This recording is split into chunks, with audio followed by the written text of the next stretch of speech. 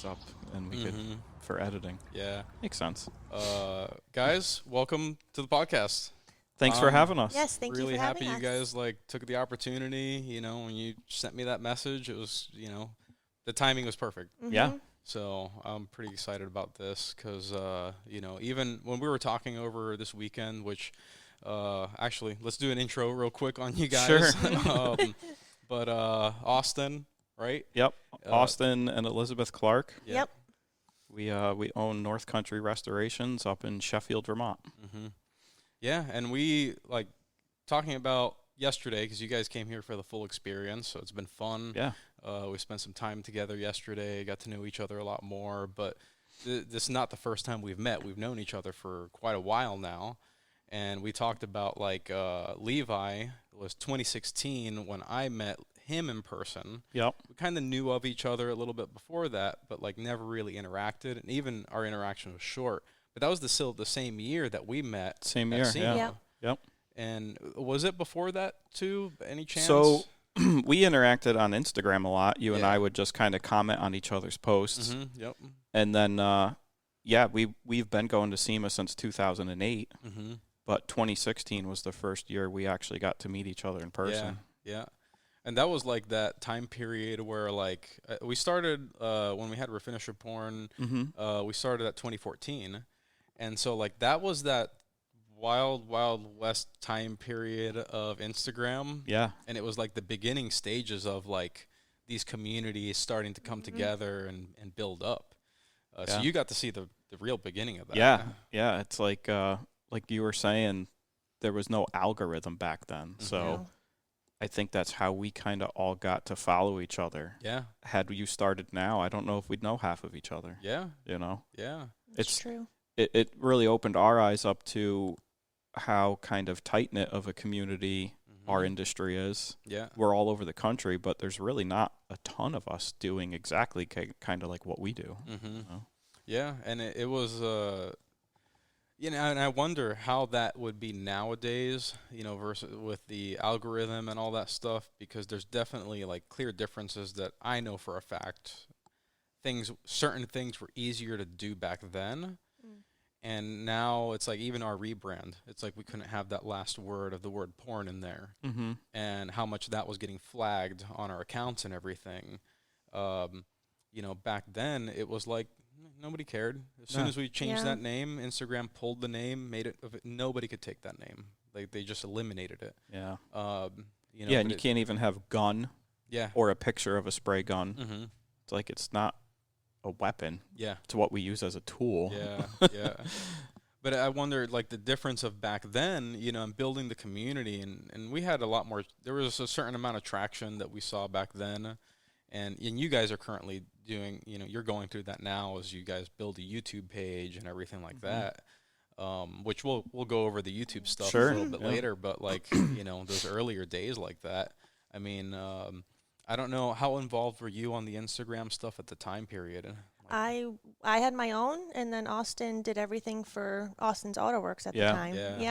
Yeah. So at that time we were living in Connecticut, and we had our shop, Austin's Auto Works, and I did all the social media for that and any of the marketing, which we didn't really market. We had our own website, and social media was a little bit of a help when that came around, but I always just kind of worked off word of mouth. Yeah. Yeah. So when you were starting the social media stuff, was it was it weird to you? Was it Very refreshing? Well, we didn't have any personal at the time. We never had Facebook or anything. So it was a friend of mine that kind of pushed me into getting Instagram. He's like, no, you gotta see what other people are doing and post your work and show it off. I was like, I don't know. I'm just kind of doing my thing. I didn't think it really mattered. And now, if you don't have social media involved with your business, you're behind. You better have a good Instagram page. Yeah. You should be doing YouTube videos. As weird as it seems, but it's kind of an important part of your business. Yeah, I think, and that's a weird, there's a dynamic there where people also, you got to experience having the business before the social media. Right. So you built all that. Mm-hmm. And then people are like now jumping into having the social media first and then building the business. And like we're going to get to see how that plays out for people, because at least my experiences with the younger generation is like they'll focus on the wrong thing. And it's like, well, you haven't even built the skill set yet. Right. Yeah. But you're focusing on the social media side of it, which is, you know, we'll see how that really plays out. Mm-hmm.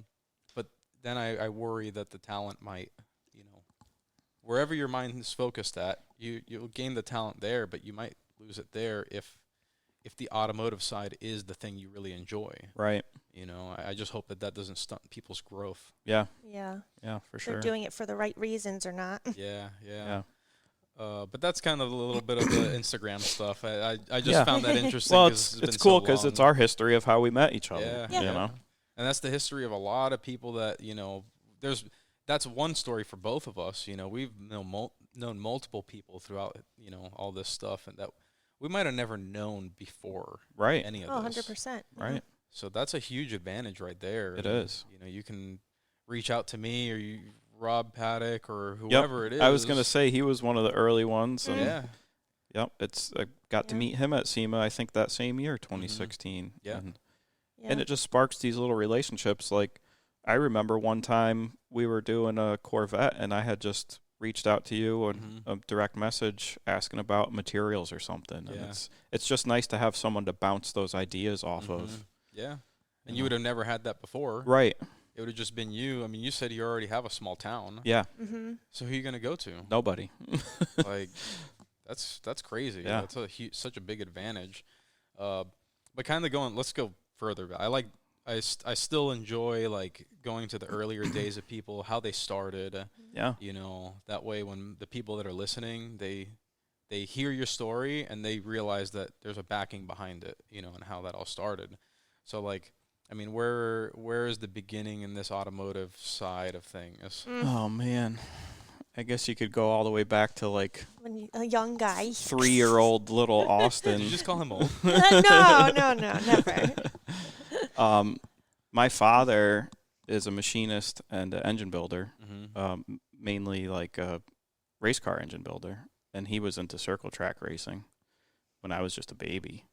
He raced SK modifieds on asphalt, and he also builds a ton of FE motors, like what's in your truck. Oh yeah, okay. He's probably assembled more of those than anyone in the country. That's and crazy. I could honestly say that with confidence. Wow. Like they do a lot of FEs. So he's a believer in it. Yeah. So I'm not crazy for wanting to keep that engine. No, in there. you're not. Okay. You're not. Yeah. So I've always been around it since I was a kid. You know, I remember when I was like 5-6 years old, he had a 34 Ford pickup. It was a little hot rod, you know. And I would run away and cry when he fired it up because it scared me. You know, it was loud. Know that. Yeah. But then obviously learned to love it. So, yeah, that probably got in my blood, you know. And then I was always mechanically inclined, you know, growing up, always into doing something, out making a mess in his shop, you know, but causing do you trouble. think that like kind of rubbed off on you because you were exposed to it at such a young age? Oh, for sure. Yeah. So, it was, and then I always loved like, you know, racing go-karts and working on them, and then making junk look pretty. So that's probably what kind of got me into wanting to restore cars. I would paint his lawn tractors and stuff. And then I never really liked school, which I think is kind of common with all of us. You know, I can't sit still and just read a book or write or be taught, you know, English. I don't care. You have a different ADD. So I knew right away, like, my father went to a trade school and my grandfather went to a trade school, and I knew that's what I wanted to do. That's cool. So made it through middle school and then was able to enroll in our state-run vocational high school that you could pick your trade in freshman year, and then you take that all through high school. So I chose auto body. It intrigued me. I liked the repairing side of things. And our teacher, you know, it was a collision repair facility, but he was into, hot rods and toys. Yeah. So, like, the first car I worked on was a 63 Ford Galaxy convertible. So, like, learning to block sand a car, why not do a 22-foot-long car, Yeah. At least it's got relatively flat panels and long lines on exactly. it. So, I really took an interest in the paint side of things, and he was a great instructor. We're still friends till this day. And he would see what a student was interested in, and he would lean on that. Yeah. So that was a huge help, having someone that actually cared and wanted to hone your skill set. Yeah. He was a really good mentor in life in general with everyone, teaching you how to be a respectful person and how to treat a customer, because the cars we were working on in the shop class, those were like customers' cars. So we would interact with the customer as well as work on the vehicle. And then he would teach, theory. We had a little bit of like classroom stuff too. Yeah. So he was really good at always keeping up with the technology. At that time, we're talking back, the year was 2000. Yeah. So a lot was changing in our industry. A lot has changed from here to 2000. Yeah. Oh, jeez. Yeah. So he was really good about that. Like I remember, and again, if you were a good student and you cared, he really wanted to see you grow. So when Chief came out with their new laser measuring system for their frame machines, he spent the weekend and he took me to the Chief training facility and we did the class together. That's really cool. Yeah. And then I don't know, have you ever heard of Skills USA? Yeah. Oh yeah. So that was around. So that was usually like seniors were doing that. But it was my junior year, and it was coming up to that like competition. And he's like, you could go do this, and you'll win. And I was like, you sure? Like, should I waste my time? He's like, no, do it. So we went, and I beat all the seniors, and I finished it first in our state, and we got to move on to the nationals, go out to Kansas City, and everything. And that was a really cool experience too. So, that Skills. I've asked this a few people because they've. We've had a couple people who were a part of Skills. Was your Skills, did you ever get exposed to the other aspects, like culinary or anything like that? We did. So our trade school was, there was a lot of trades in it. And our freshman year, you actually had to take each trade for, I think it was like a week. Yeah. So you could try them all, and maybe your mind would change. Like I went to school with the intentions of being a carpenter. Yeah. I also did a lot of that growing up with my grandfather, and but because I was able to try everything out, my eyes were opened up more to the auto body side of things, and I really liked that. But so we did have culinary in our school. We got to do that. We had drafting. We had graphic design. Cosmetology, plumbing, electrical, HVAC, electronics, automotive. There was a lot of trades. Yeah, that's like really helpful because like even me being in Skills and being exposed to just the body side, like I got to be with some of my friends that were in the culinary program or these other things, and kind of see that and kind of be like, whoa, that's cool. Yeah, like I didn't know you guys were doing all this stuff here. Right. Like. Not to say that might, who knows? I'm sure that could change someone's trajectory, but like just seeing the other stuff was nice. I thought it was cool. Yeah, and you still do carpentry. You're still into carpentry. Yeah, on the side. That's kind of one of those things and it's funny. My instructor in high school said that too. He's like, what we do here, it kind of relates to almost anything. Yeah. Once you kind of have a skill set and the mindset of like I could work on this, I could take this apart and figure it out. He's like, you can do stuff around your house. Yeah. You can do plumbing. You can do electrical. I actually spent one summer with him working on his house. He had an old house from the 1900s, and we were in the basement with like 24 screw jacks, jacking up all the floor joists and getting the floor all level. And then we ripped the deck off his house and built a new deck on it. And, that was like helpful too, and just like learning like you can do all this stuff. You're not set. And being in that trade school, you get all these friends that are now coming out of these trades, and you have this network of people in your life to lean on later on, you know? So like my brother-in-law went there. He runs a HVAC company now. I have a really close friend, Joe. He's a carpenter, you know, and like a lot of people that graduated out of my school, we all own our own businesses now. That's cool. And we were all like, we hit the ground running out of high school. We see these other friends that went to traditional high school and they're $70,000, $80,000 in debt going into college, and we're making that in a year at 19 years old. Yeah. You know? Yeah, that's and it makes you wonder why they're getting rid of that stuff. I know. Yeah, they changed things at the school you They went did. to. Yeah. It's sad. Now they're pushing college more, and they're changing the students coming in. You used to have to actually like want to be there and apply and know what you want to do and have good grades to get in. Yeah.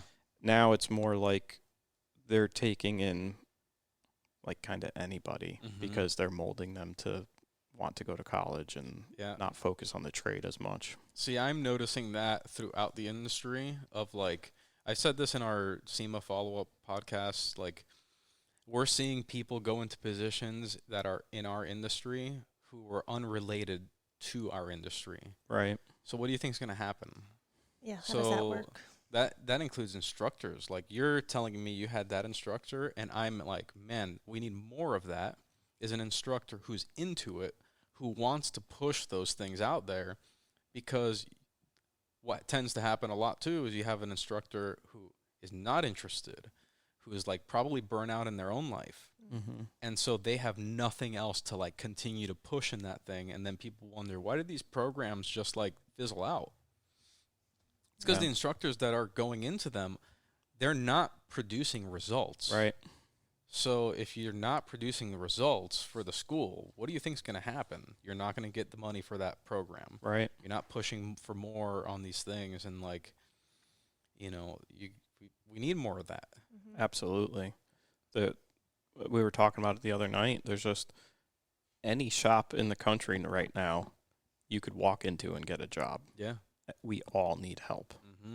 And it's just not out there. Yeah. And a lot of it starts from that very beginning stage like that. And it's like, how do you get people to be into it? To me, it's like, I think that the custom automotive side is what draws people into it. A lot of people start off in collision, and then they're like, oh, yeah, I'll include that in my business, or maybe I'll find a way to divert into that, right? Yeah. I mean, that's kind of a good transition into how I left school. Yeah, yeah. So my instructor, again, great guy, knew all the shops in the area because he would always try to send kids to these shops to get jobs. So he helped me get my first job. I was a junior in high school, so I was 16 years old. I think I just got my driver's license. And he knew where kids would fit in and what shops kind of did what. And he knew that I was more into the painting side of things. So there was a shop, Carland Auto Body, and they were like a pretty large collision repair shop in our area, like well known. Like you knew, like, oh, if your car got in an accident, yeah, you're going to go to Carland, you know. So they had a really nice paint shop there, two booths and a prep room, you know, and they had at that time 3 painters and a helper, and I think 6 or 7 body men feeding them. So it was a big facility. Yeah. But the owner, Artie, was a hot rod guy. Okay. So my teacher knew that. Like, I was interested in that stuff. So he knew he would probably work with me, you know. So, you know, big collision shop, but he always had something in the back that they were working on. So I went in there and was like, you know, a painter's helper and working with the guys. And within a year, one of the older gentlemen that was painting was able to kind of step back. I filled his position as like a full-time painter. And then he got to kind of more or less like manage the paint shop and organize and help things run smoothly. So that was great. And it was funny, we were having a meeting one day, and Artie was like, yeah, you know, we hired Austin and this other guy that was working there, and kind of threw a wrench in the works. You know, he was just supposed to be a lackey and help out, but now he's going to be a full-time painter and this, that, and the other thing. So that was funny. But I think I was only there for maybe a year, and he had approached me. He's like, "Hey, would you want to go on a trip with me? I'm going to go out to the Grand National Roadster Show." And I was like, "Yeah, of course," you know. And he's like, "Well, check with your parents, you know, make sure I could steal you for the weekend or whatever." And we were able to go out there, and man, he brought me around all over the place. We went to Boyd's shop, and I got to meet Boyd, and he showed us around the place. Artie was friends with this guy. They called him Itchy, Scratchy, Itchy, right? Yeah. he was a pinstriper. Yeah. Okay. And he was at the time dating George Barris's daughter. Is that the name for sure? Is it Itchy, you said, or I think is it Scratch? Scratch, not. Man, I can't remember. Because I'm like, I feel like it's Itchy, but I could be wrong. I'm going through. Well, Carl and I joked because that's what I was gonna say. Carl went might too. have been Scratch, but we were calling him Itchy. That's probably why. Yeah, because I'm going through my pinstriper names here. Yeah. And I got a few of them in there, and I'm like, you're touching on one right now. But yeah, he was dating Joji Barris. Okay. So we met up with him, and he just took us all around town, showing us all the stuff. And I spent the day with him, going to a couple different shops, and he was doing pinstriping jobs. And that was just an awesome experience. Yeah. Like to be, I think at the time I was maybe 17 or 18 years old. That's cool. And to see all that and see Boyd's shop and how they do things, and you know, pick up a little pinstriping. You know, he gave me a couple tips and stuff because I was always into the custom paint work. Yeah. You know, so like I thank Artie till this day for the opportunity that he gave me. That's cool. And I mean, we fixed. A customer came in. He had a 34 3-window coupe that he got in an accident with coming home from a car show. So we had to rebody the car. It was that bad. And so we did a fiberglass body on it, and he wanted it like traditional hot rod looking. It was like a dark metallic blue with your orange and yellow flames. And I did all that type of graphic work.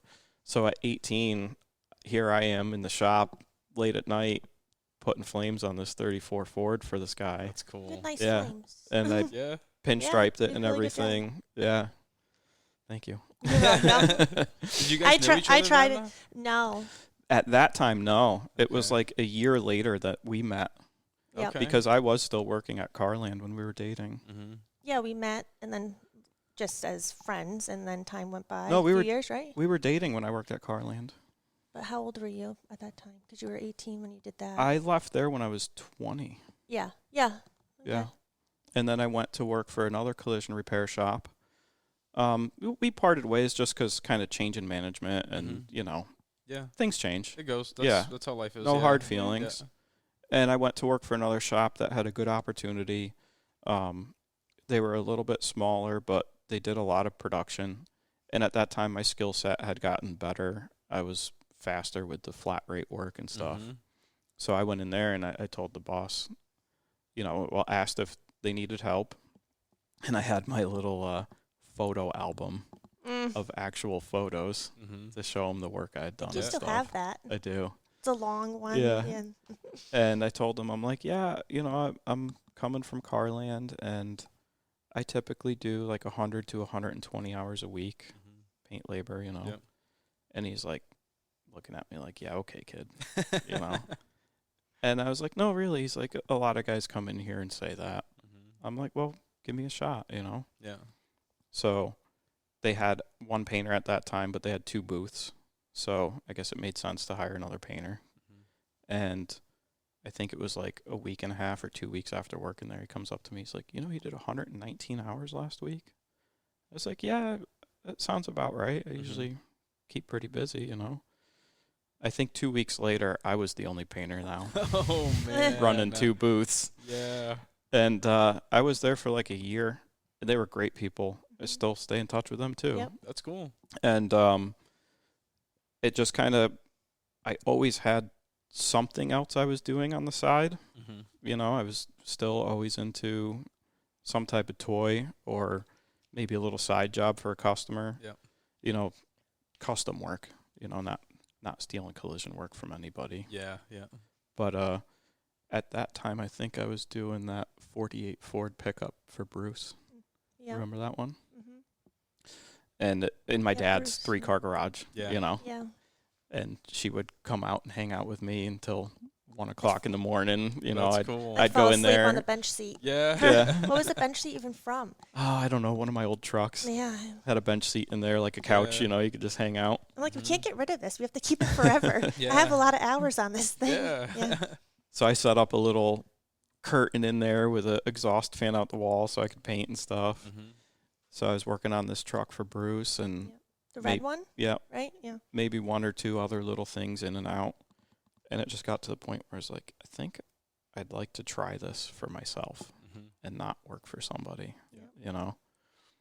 So I rented a little industrial condo. Mm. I think it was like maybe 2,000 square feet. Yeah. Built my own booth in there because I didn't have money to buy one. Mm-hmm. Her dad actually helped me. He's a carpenter. Gave me a hand doing that. And my dad was kind enough to go buy me a Ingersoll Rand air compressor. Helped me get started. And I cleaned the place up, painted the floors, painted the walls, put a little desk in the office. And so I did that for a couple months. Like I did that at night and was still working at the other shop. Yeah. And I talked to my boss and I'm like, hey, I really feel awful coming to you with this, but I think I want to leave and just try to go do this on my own. And he knew what I was doing because I had an account set up with our paint supplier at the shop. And some weeks my material order would be bigger than theirs. Yeah.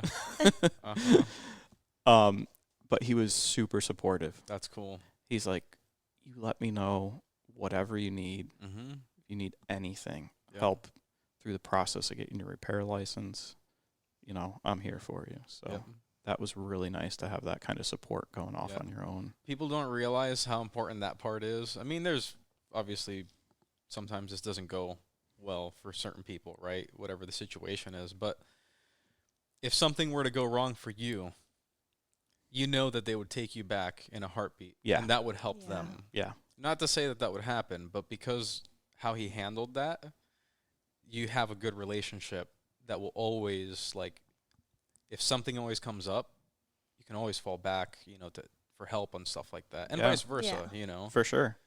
And it's funny, years later, when which we'll touch on, but we added on a Line-X truck bed liner franchise to our shop. Mm-hmm.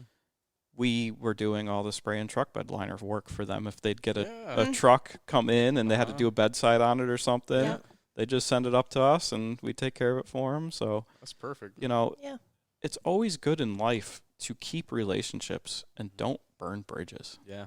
No matter how things end for you, there's no reason for it to go bad. Yeah. You know, you could always end on a good note.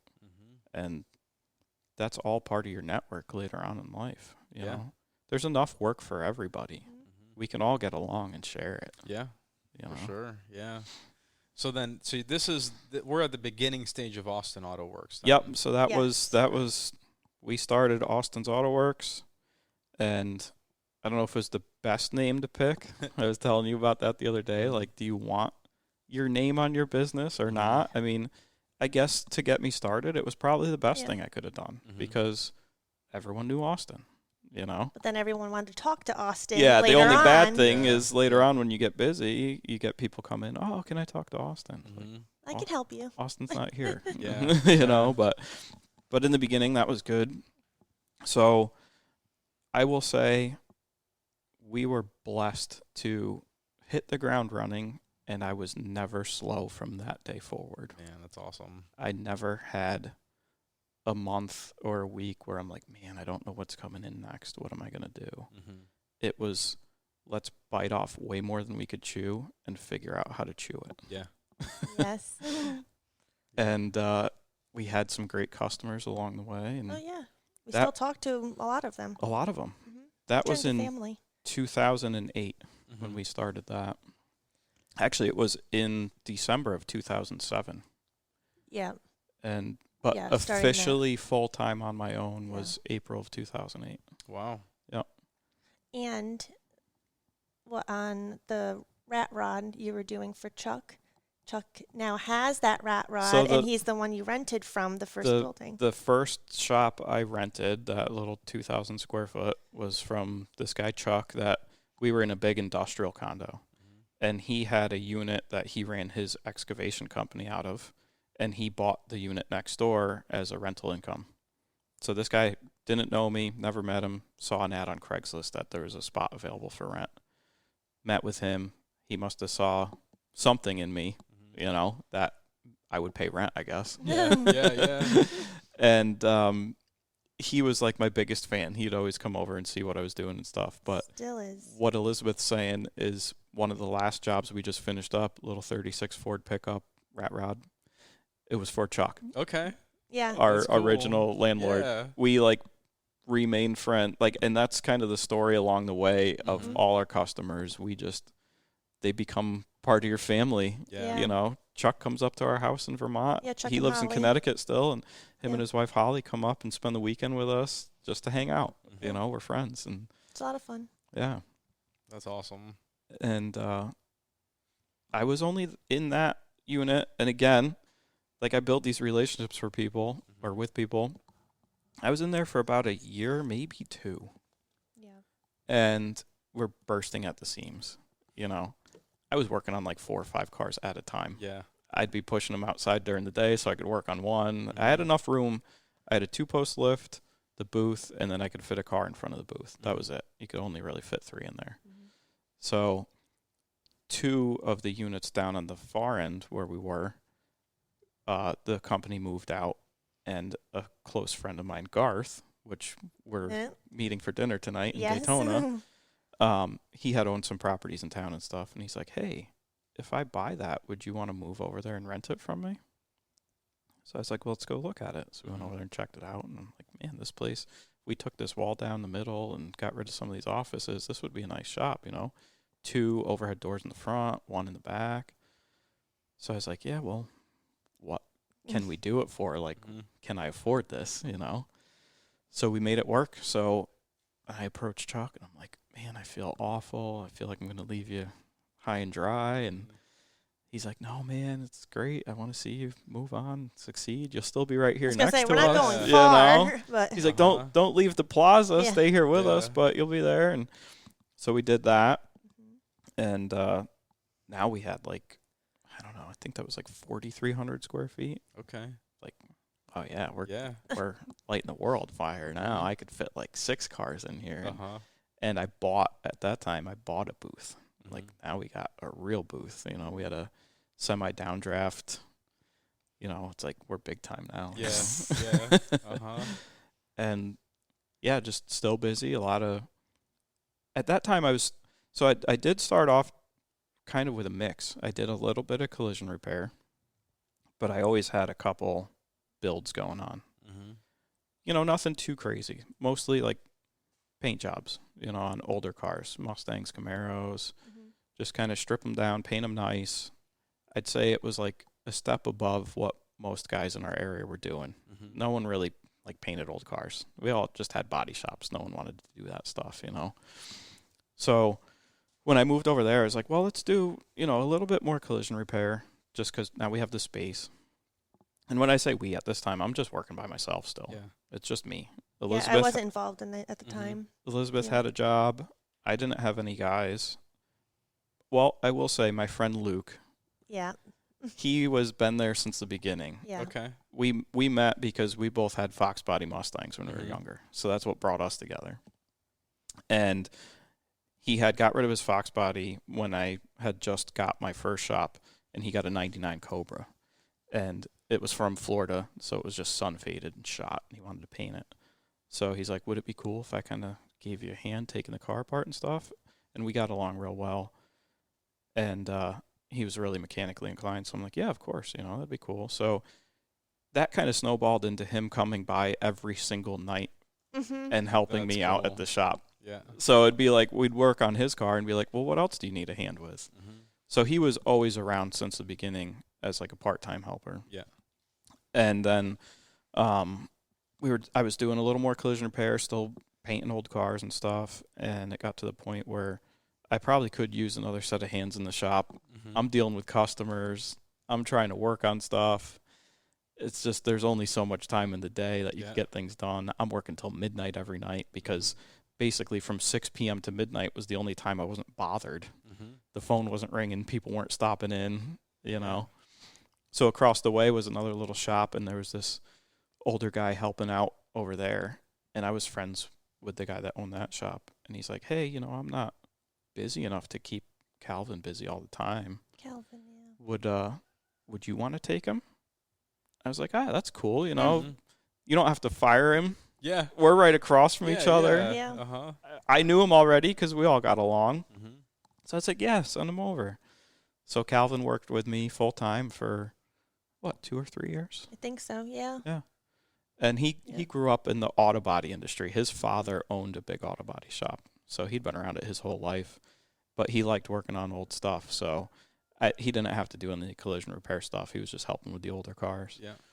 So he worked with me for like 3 years. Mm-hmm. And then I was in that shop until 2015. And I had hired another young kid, Mikey. Yes, Mikey. He came into our lives, and he was looking for some work. He knew a little bit about auto body stuff. He worked with a guy that restored cars. So he had some experience. And I was like, yeah, this might be a good fit, you know? Now, in this time period, you just, like, where you were talking about, like, you were doing everything. Did it hit, like, did you have a moment where you were like, okay, this is not reasonable? Oh, yeah, like, all the time. These are all separate positions, and I need to, like, did you think of it like that? Or were you just like, the opportunity arise, and you were like, I need to do this now? Yeah, pretty much. Okay. So it took my dad telling me that. Mm-hmm. He's like, you realize you're wearing like 10 hats and they don't all fit. Yeah. You still wore those hats. I did. All throughout all the, yeah. Get to that point of talking about it. Yeah. And I was always that way. Like, I'm very ambitious, and I'll do anything. Yeah. So when I did start hiring employees, that was hard because it's like, no, I'm not asking anyone to do something I wouldn't do or have done or still do, you know? Mm-hmm. But yeah, it did get to the point where it's like, not so much like I'm doing all these things and I need someone to do it for me. It was more or less, I want to keep doing more. Mm-hmm. So maybe if I get some help in here, we can get more done, you know? So it was very hard because I always looked at an employee as if I'm hiring another one of me. That's not employees. Yeah. So, like, here I am with the mindset, like, well, I do everything. So if I get another guy in here like me, we can both do a lot of everything. Mm-hmm. But the reality is, even though that's not saying anything bad about the people. Yeah. But the reality of it is, you know, you being the business owner, I don't want to speak for all of it, but I will say for the most part, nobody's going to care as much as you do. Absolutely. Now, again, you can have people that you clearly had people that came in and they love, you know, being a part of it. You have a friendship. They don't want to let you down and all that stuff. But still, at the end of the day, there's an eye to it that you have. Mm-hmm. And you want to be able to do all those things. It's just not reasonable. No. So now you have to delegate that stuff. Exactly. Mm-hmm. And I think a lot of people end up in this exact spot right there. And some people never see it. And so then the growth always stays exactly where it's at. And that might be okay. Like, that might be all you want to do. Right. But then if you're beating your head on the wall, that's probably what the issue is. Yeah. You can't get outside of that. And I guess I was lucky enough to just be blind to it, to where I took on these positions and learned how to do it. Like, I didn't know how to run a business. I was friendly, honest, and people trusted me. Yeah. So that's why it grew. I wasn't trying to be greedy or get one over on anyone. And I had understanding customers that, yeah, you are working by yourself. Obviously, this isn't going to be done next week. You know, they just wanted it done right. And I think they were kind of happy to see a younger guy with that drive to do what they were doing. Yeah. You know, everyone was very supportive. Very. You know? So, so I hired Mikey, and he had a good background in in body work, filler work, and also like finishing off paint, wet sanding, polishing. He could paint a little, but that wasn't his strong suit. He was really good at body work. Yeah. And right at that time when I hired him, I told him, like, well, you're coming on at a pretty good time because I just bought a building. We're moving out of this little condo complex. We're expanding. Yeah. So probably the scariest move in my life at that point was we had in our town a Volkswagen dealership that had gone out of business. They were actually the first Volkswagen dealership in America. They're the first place to import a Volkswagen into the States. Huh. It was a really cool building they had, and it was kind of like out in the country. Across from the cows. Yeah. That was the saying, right? Their slogan was across from the cows, miles from the bull, because they were just a small family-owned business, And it was like, I think the shop was 20,000 square feet on 3 acres. Big paved parking lot, lots of room out back. And I'm like, man, imagine what we could do with this place. So it sat empty for about a year. And it just worked out that I was able to make it happen.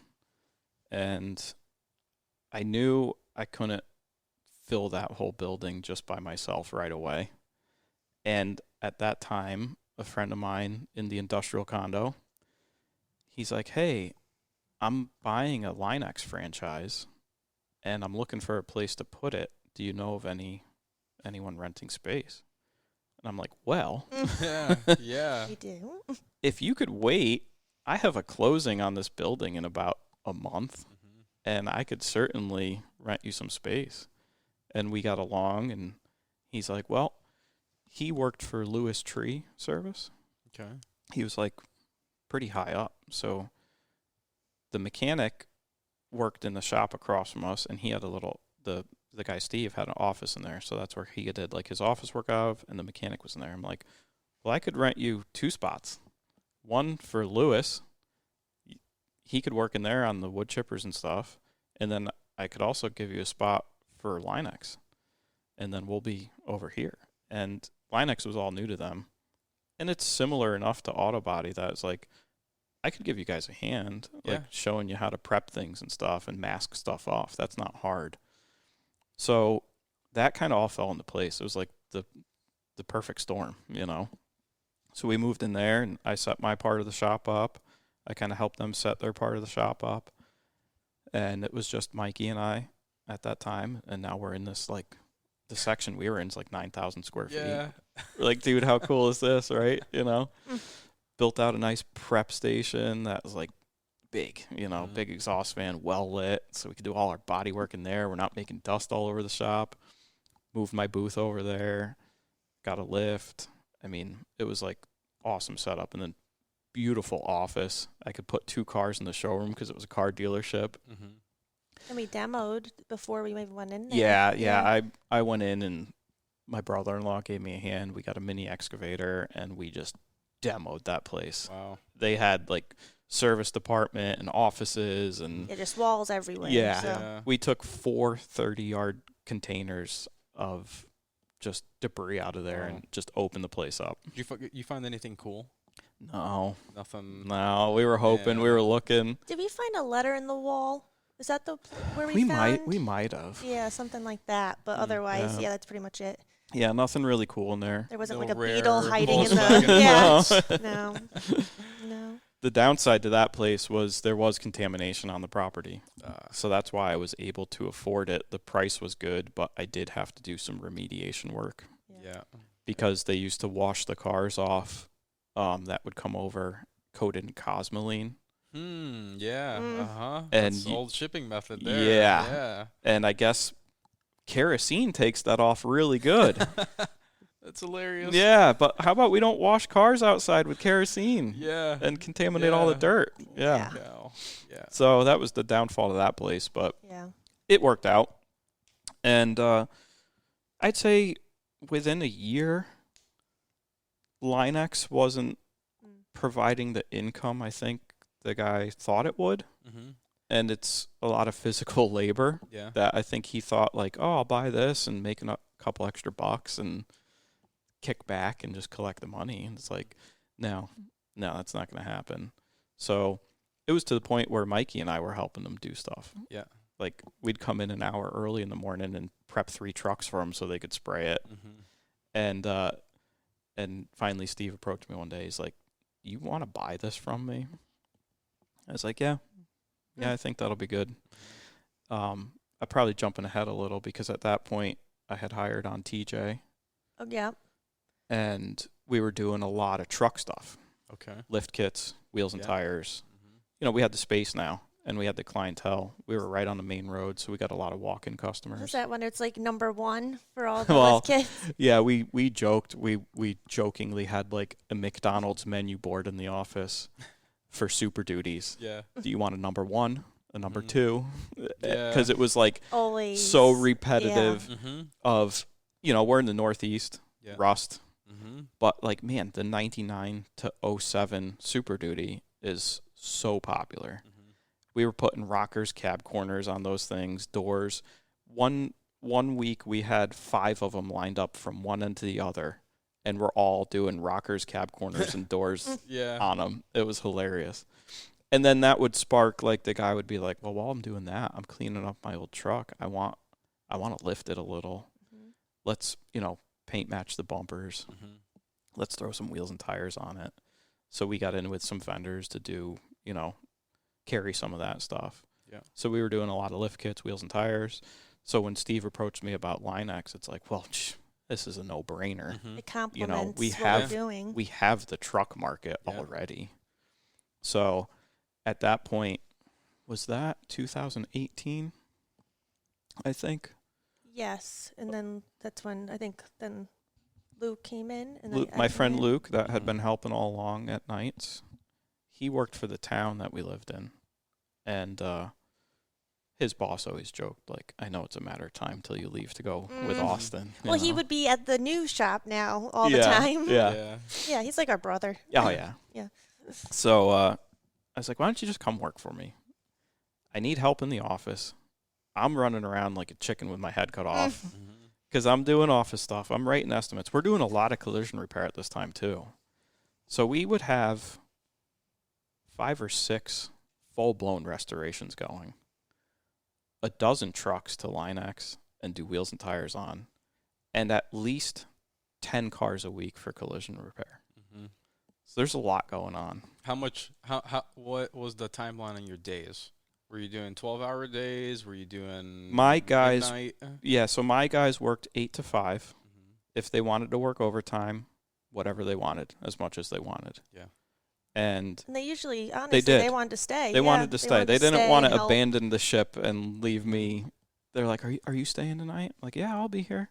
I'll stick around and give a hand. Yeah. You know? Yeah. So, so we brought Luke on full-time to help in the office. We hired Nick. Yep. He approached me he went to like a 1-year trade college. So he shows up one day by himself. Drops off his resume. Little very quiet. 18-year-old Nick asks if I could show him around the shop. So I show him around. And I'm like, well, what would you think about doing some Line-X work? We'll get you started in that and teach you how to do that type of stuff. And then we could have you do a little bit in the shop, too, if you're interested. You know, because he was interested in the older cars and stuff. So we hired him. He was a huge help to Line-X because I was doing all that, too. After we bought it from Steve, my guys would stay late and help me prep 3 or 4 trucks, and then I'd just spray them all. So we were doing 3 or 4 trucks every day. Yeah. And so Nick, I trained him how to spray. Yeah, so he basically took over he Line-X part of it in the shop. So Luke was helping, and then he kind of moved on to become an insurance adjuster because he would meet all these guys coming in the shop. And we kind of both agreed it was time to go our separate ways. And he understood I wanted to bring Elizabeth on full time, you know. And he was ready to make a move. It was a lot. He was a little stressed, I think, and we were busy, and it was a lot to handle. So that's when Elizabeth started. Yep. And basically her and Nick just ran with Line-X. Yeah. Okay. I was like, I'll do more of the estimating and dealing with the customers for the collision repair and the restoration. You focus on Line-X. You're Nick's boss now. Mm-hmm. They got along like two peas in a pod. Yeah. He's like my little brother. Yeah. So we took on fluid film undercoating Yep. as well, Northeast. Okay. Yeah. Got to protect your car from rusting in the winter. It's a no-brainer. So we're doing Line-X and fluid film over on like a far corner of the shop. Again, we had a lot of space, so we were able to kind of keep these departments separate. Mm-hmm. I had taken another area of the shop and made that kind of like our metal fab area. I could fit like 3 cars in there and all my metalworking equipment. So all the big heavy sheet metal work and stuff got done in there. Then we could bring things over to the body shop side. Mm-hmm. At this point where we moved Line-X to, we set that up with its own spray area. So now the main part of the shop, we had 3 booths. Okay. So we just, one was for body work, one was for priming, Mm-hmm. one was for painting. And that worked out great because you could keep your paint booth clean. But then if you had a huge job, there's times where I'd be painting a complete, like, full-blown, blown-apart restoration, and I'd fill up all 3 booths. Yeah. And just paint everything all at once. Uh-huh. That was the best. Yeah. So that was really good. We had a good system going. We had taken on Carl to help out as a painter for like the collision repair stuff. So now I could like step back. I was doing all the paint work. Mm-hmm. So now I don't have to paint the collision repair stuff anymore. Was that easy for you? No, not at all. Yeah. So you knew Carl from previous. But Carl with him. is the painter I replaced at Carland, my first job. Yes. Okay. So it all kind of came back around. Yeah. We love him to death. He's like a close friend to us. Yeah. So he's still around. yeah. So Carland had unfortunately gone out of business. Mm-hmm. And I told Carl, I'm like, just come work for me. You know, he was kind of probably ready to retire, but I think it was a good opportunity for him to just kind of step back and not be as stressed out. So that position wasn't as hard to give up because I trusted him. Okay. You know, Yeah. That's good. It's hard to hire a painter and trust him right away. When you're the painter. Right. Yeah. And we used the same products too, so that helped. We were a BASF shop. Yep. So he was familiar with everything and how we did it. So that wasn't a problem there. Mikey really took a stride in doing the bodywork stuff. Mm-hmm. I feel bad for him at times. Sorry, Mikey. Yeah. Because he'd be in that booth blocking body I filler know. for weeks on end. Mm-hmm. Nonstop. Yeah. Ready to go. You know how that goes. Yeah. And it's like, I get it, man. You need a break. Let's work on this for a little bit, you know. Mhm. But he got really good at it and pretty efficient at it too. Yeah. So he'd do the majority of all the body work. I'd give him a hand a little bit here and there, and then we would have block parties after primer and get everyone involved. Mm-hmm. So that's a big help. Yeah. But yeah, at that time, what we have? TJ, Mikey, Carl, Mm-hmm. Nick. Yep. Kevin. Yep. Oh yeah, and then we hired Frank. Is there Frank? Frank, Yep, I'm like Frank. and then Vince Yes. as like a helper, yeah, float Vince. around the shop Okay. and help Yeah. with anything. He'd help Nick prep a truck, or he'd come over and help us clean a car that was getting delivered, Yep. wash a car, whatever. Yeah. So we had a pretty big crew going. Mm-hmm. So I want to we'll take a break from Yeah. continuing that part, because we have something in common, and that's like, you guys are together and now you're in the industry. Mm-hmm. And so like Connie and I, same thing, she's been in the industry for a while, and so there's a dynamic there, that not a lot of people get. Most people in our industry, their significant other doesn't really have anything to do with that. Mm-hmm. And that's caused a lot of trouble with like people because they don't really understand, when you were first dating, did you kind of get an idea of, what it was going to be like The first thing he did for me was paint my cobalt, the emblems. emblem, Yeah. paint it black. Okay. So I'm like, okay, that's cool, you Yeah. know. And then, I could do like this little something. I'm like, okay. I just got used to it. Yeah. I mean, my dad owned his own company. He was a carpenter. Oh, and we totally glossed over. Chevelle? Yeah. But yeah. When I first had my shop, like in the very, very beginning, you know, we're dating, and her dad, he loved me, and we all got along. We'd always have dinner together and stuff, the three of us, and Colleen. Yeah. But he saw what I was doing with the old cars, and he had a Chevelle in high school. So now it's like sparking this, like, maybe I want an old car again, you know? Yeah. So he found a 72, I think, 71 or 72 Chevelle. And he's like, hey, you want to go with me to look at it? He's like, if I buy it, I want you to, like, build it, you know? I was like, yeah, sure. So that's what kind of where... Yeah, he came in, and then well, I was always around you were really used to it at that point, too, because 100%. now her dad's working on his Chevelle in the garage. I'm working on stuff in my garage. She's around the whole time. Yeah. And just because he owned his own business, I was used to that. You put in the hours you put in. Yeah. There was no questioning it. Uh-huh. So I would go to my job before we worked together, and then at night, you know, depending on what he was doing, I'd hang out in the shop, or I'd go and bring him dinner if he was, you know. But I never thought that, you know, why is he working so much? I never got mad. It's just you do what you have to do, and I supported him through that. Yeah. Yeah. Yeah. And ever since, and then we just do it together. Well, and then people questioned when, you know, like, oh, why are you going to have Elizabeth come work for you?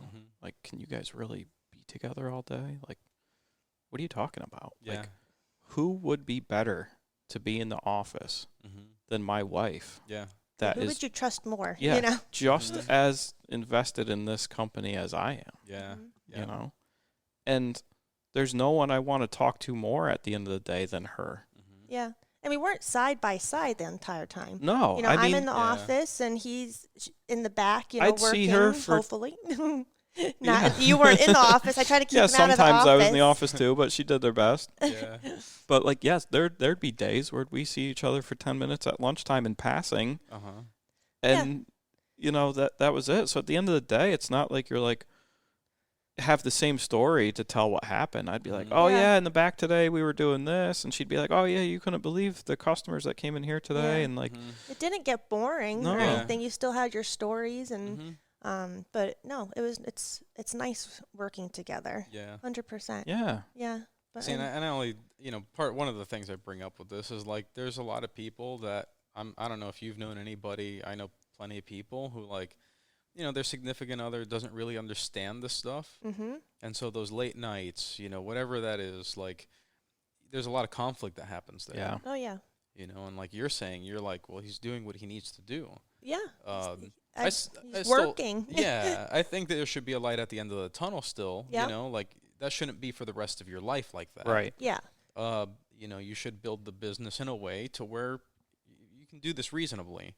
But, like, have you ever ran in that with people, like, you know, where there's, like, conflicts and people don't understand, like?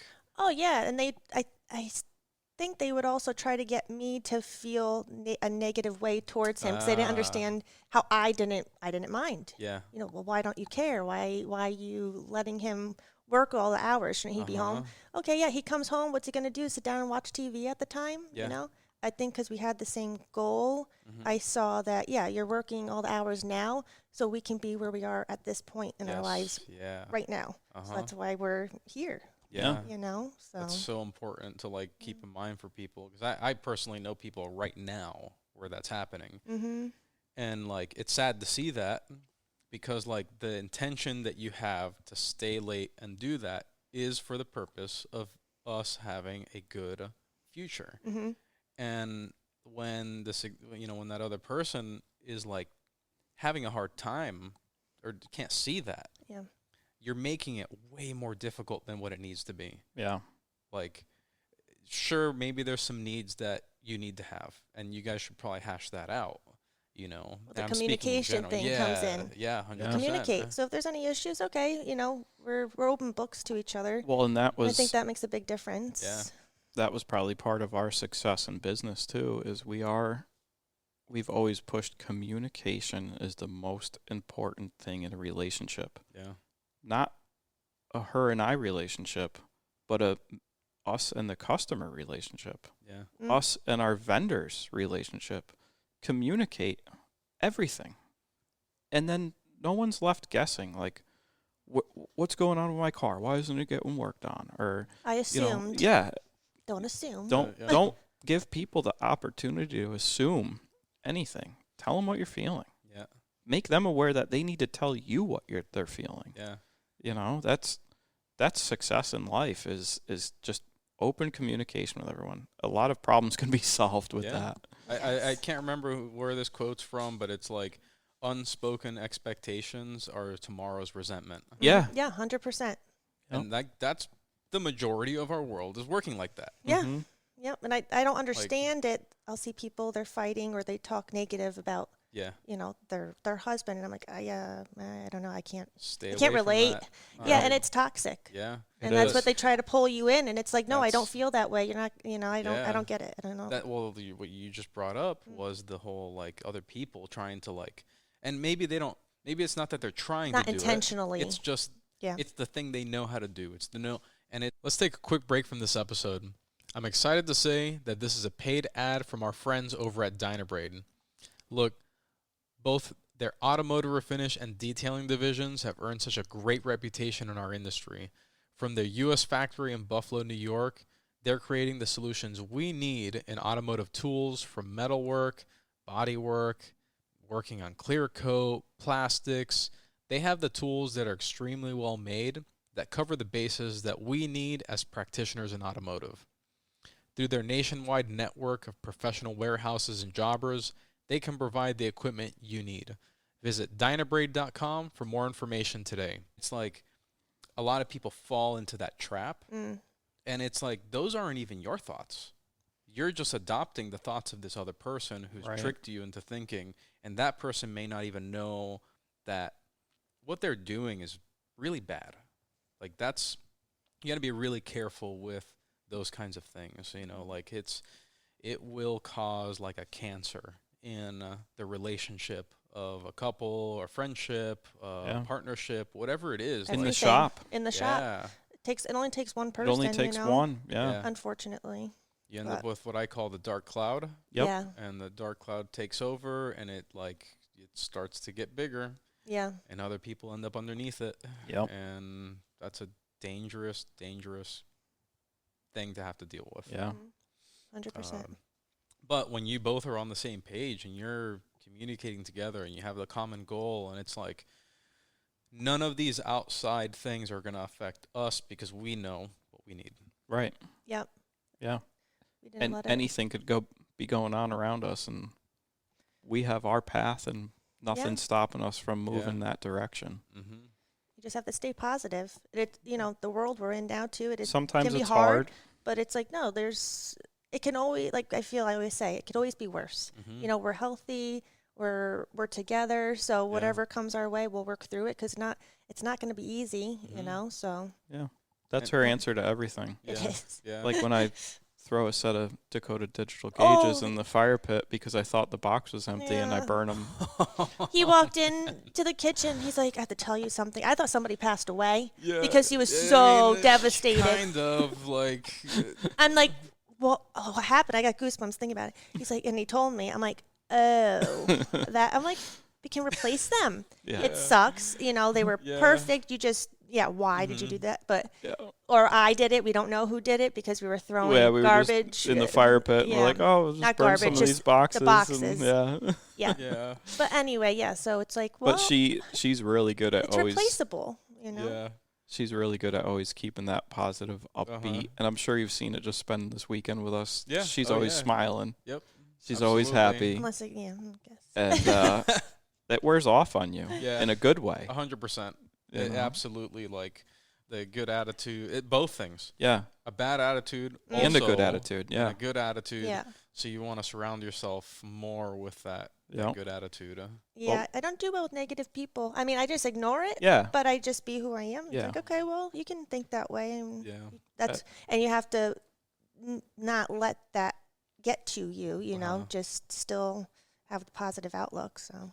Yeah, and it's a struggle because like it's easy to say that, but we all know like we'll say that right now. Mm-hmm. And there's podcasts, there's like all kinds of stuff you can listen to that it's like, oh, separate yourself from the negative mindset. Okay, you're gonna separate yourself all you want, and then you're gonna be left with your negative thoughts. Right. Yeah. And then you have to fight that. Right. Yeah.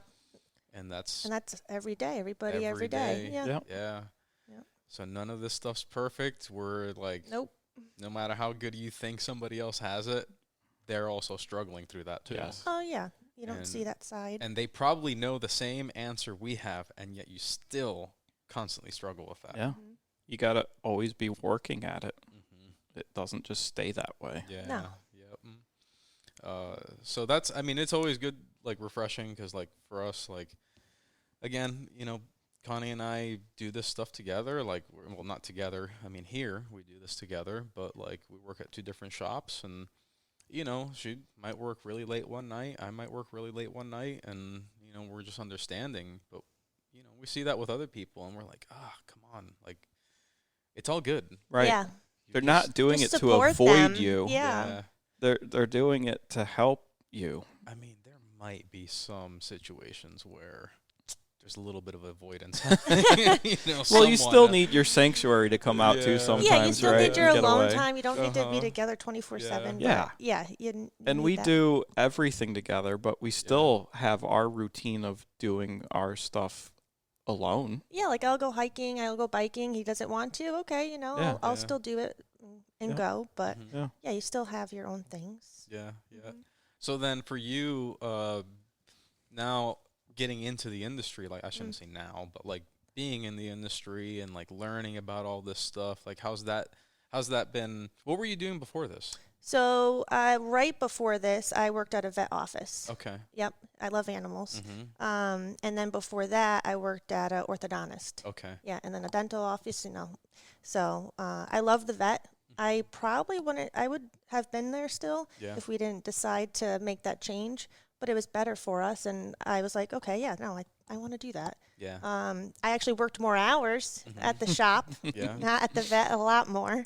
But I enjoyed it, but it was a learning curve. Yeah. Yeah, I had to learn everything. I've been around it, the knowledge of everything, just from, you know, sitting in the garage for hours while he's working on stuff, just overhearing.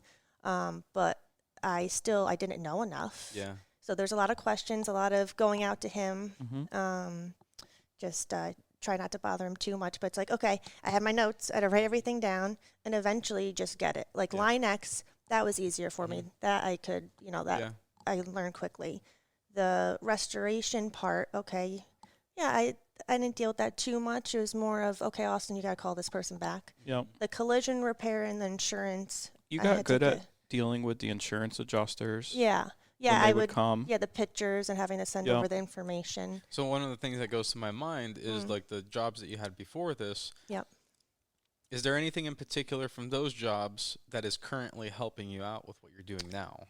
Oh yeah, I did reception in all of them. Okay. So I was always dealing with people. Yeah. Answering the phone. So basically I just moved that over, and it was just in a different area.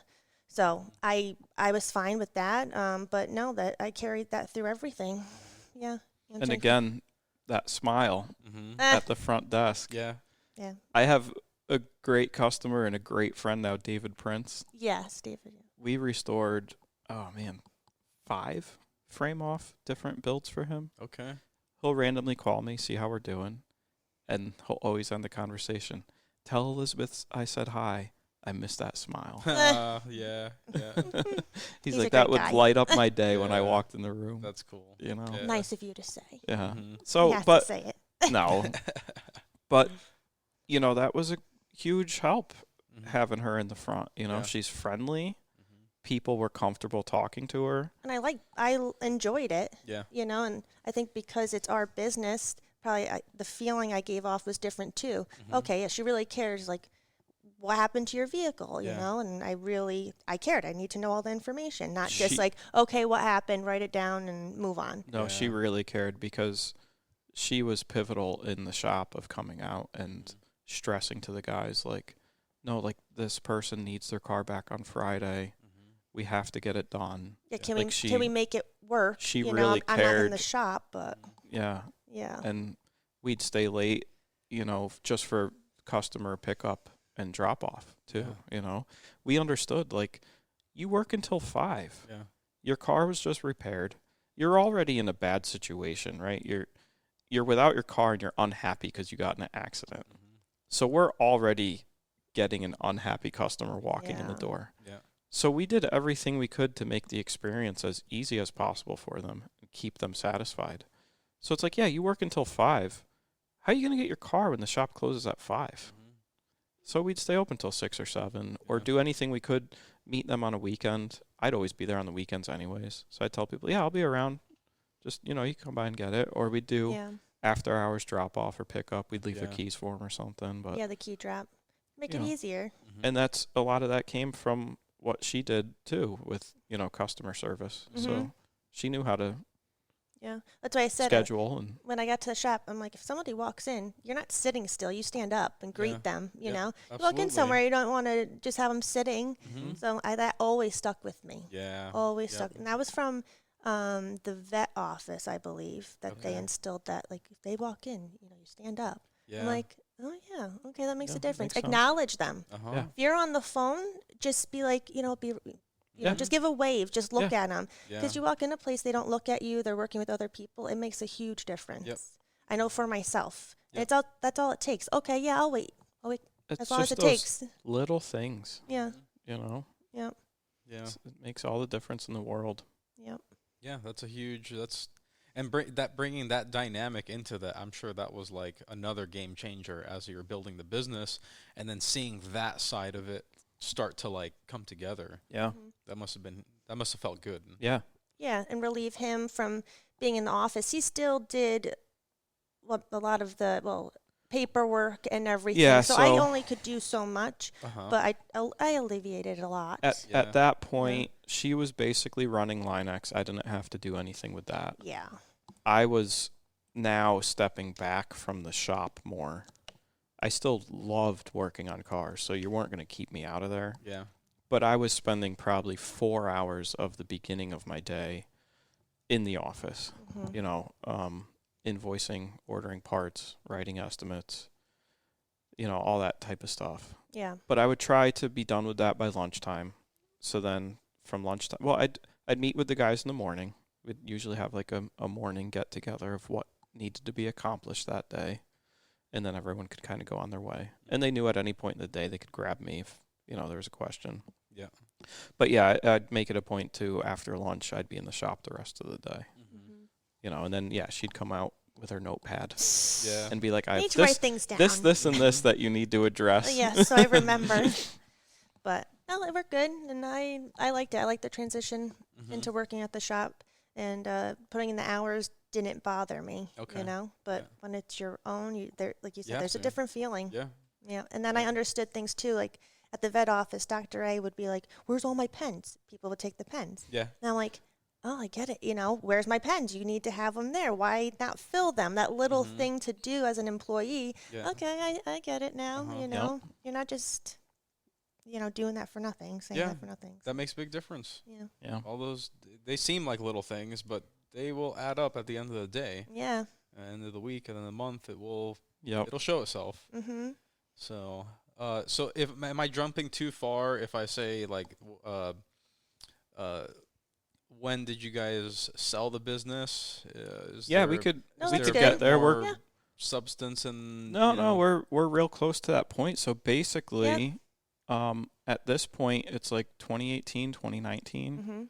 We're trying to keep somewhat more of a normal life schedule. Yeah, it's hard, but I mean, we're still working 14-hour days. Yeah. She worked 12. I mean, you were there at 7. 7. You didn't leave until 7. Yeah, depending on when people picked up. I was always there 100%, like 7:45 to 6. Yeah. And then I'd stay later or go in earlier. Just depends on the pickups and whatnot. So, but we were, trying more to take weekends off. Yeah. I'd usually work a Saturday, like a half day, but it was like, all right, Sunday's our day. We need time away from the shop. We need to spend more time with each other, not just working, but enjoying each other's company and doing things. Yeah, so we go for like a hike. And And don't get me wrong, like we worked hard, but we still would take a vacation. We'd go to SEMA every year. I mean, we went to SEMA every single year from 2008 till 2019. Yep. We didn't miss a year. And all the guys were invited to come. And they usually took us up on it. So it was a great shop outing. It's fun, yeah. So we did have our playtime. But at that point, I was kind of getting burned out. I still loved working on cars, but I wasn't exactly like, do I want to transition now to just being a business owner and running this business? Because that's the writing on the wall. I can't be in the shop anymore. And that's not for me. Like I need to work with my hands. Yeah. I'll go crazy. Mm-hmm. So, I guess, like the next thing was kind of getting burned out. And we bought a house in Vermont as like a getaway. We were like, we need something we could go to on the weekends. If we stayed in our town, you really weren't keeping me away from the shop. Yeah, No. there was a gravity there. Yeah. It was sucking you in there. So it's like, well, if we buy this place in Vermont, we could go there like Friday night after work and spend all day Saturday there, Sunday morning, drive back, and then we're back at work on Monday. But we've avoided the shop. Yeah. It's a nice reset. Really nice reset. We were out. We had 100 acres. Yeah. At our first place. Our first property. So like we had our side by sides and big field. Yeah. So it was really nice. So that was like kind of a relief, but about a year went by and we're still slammed at the shop, and now it's like 2020 and we all know what happened then.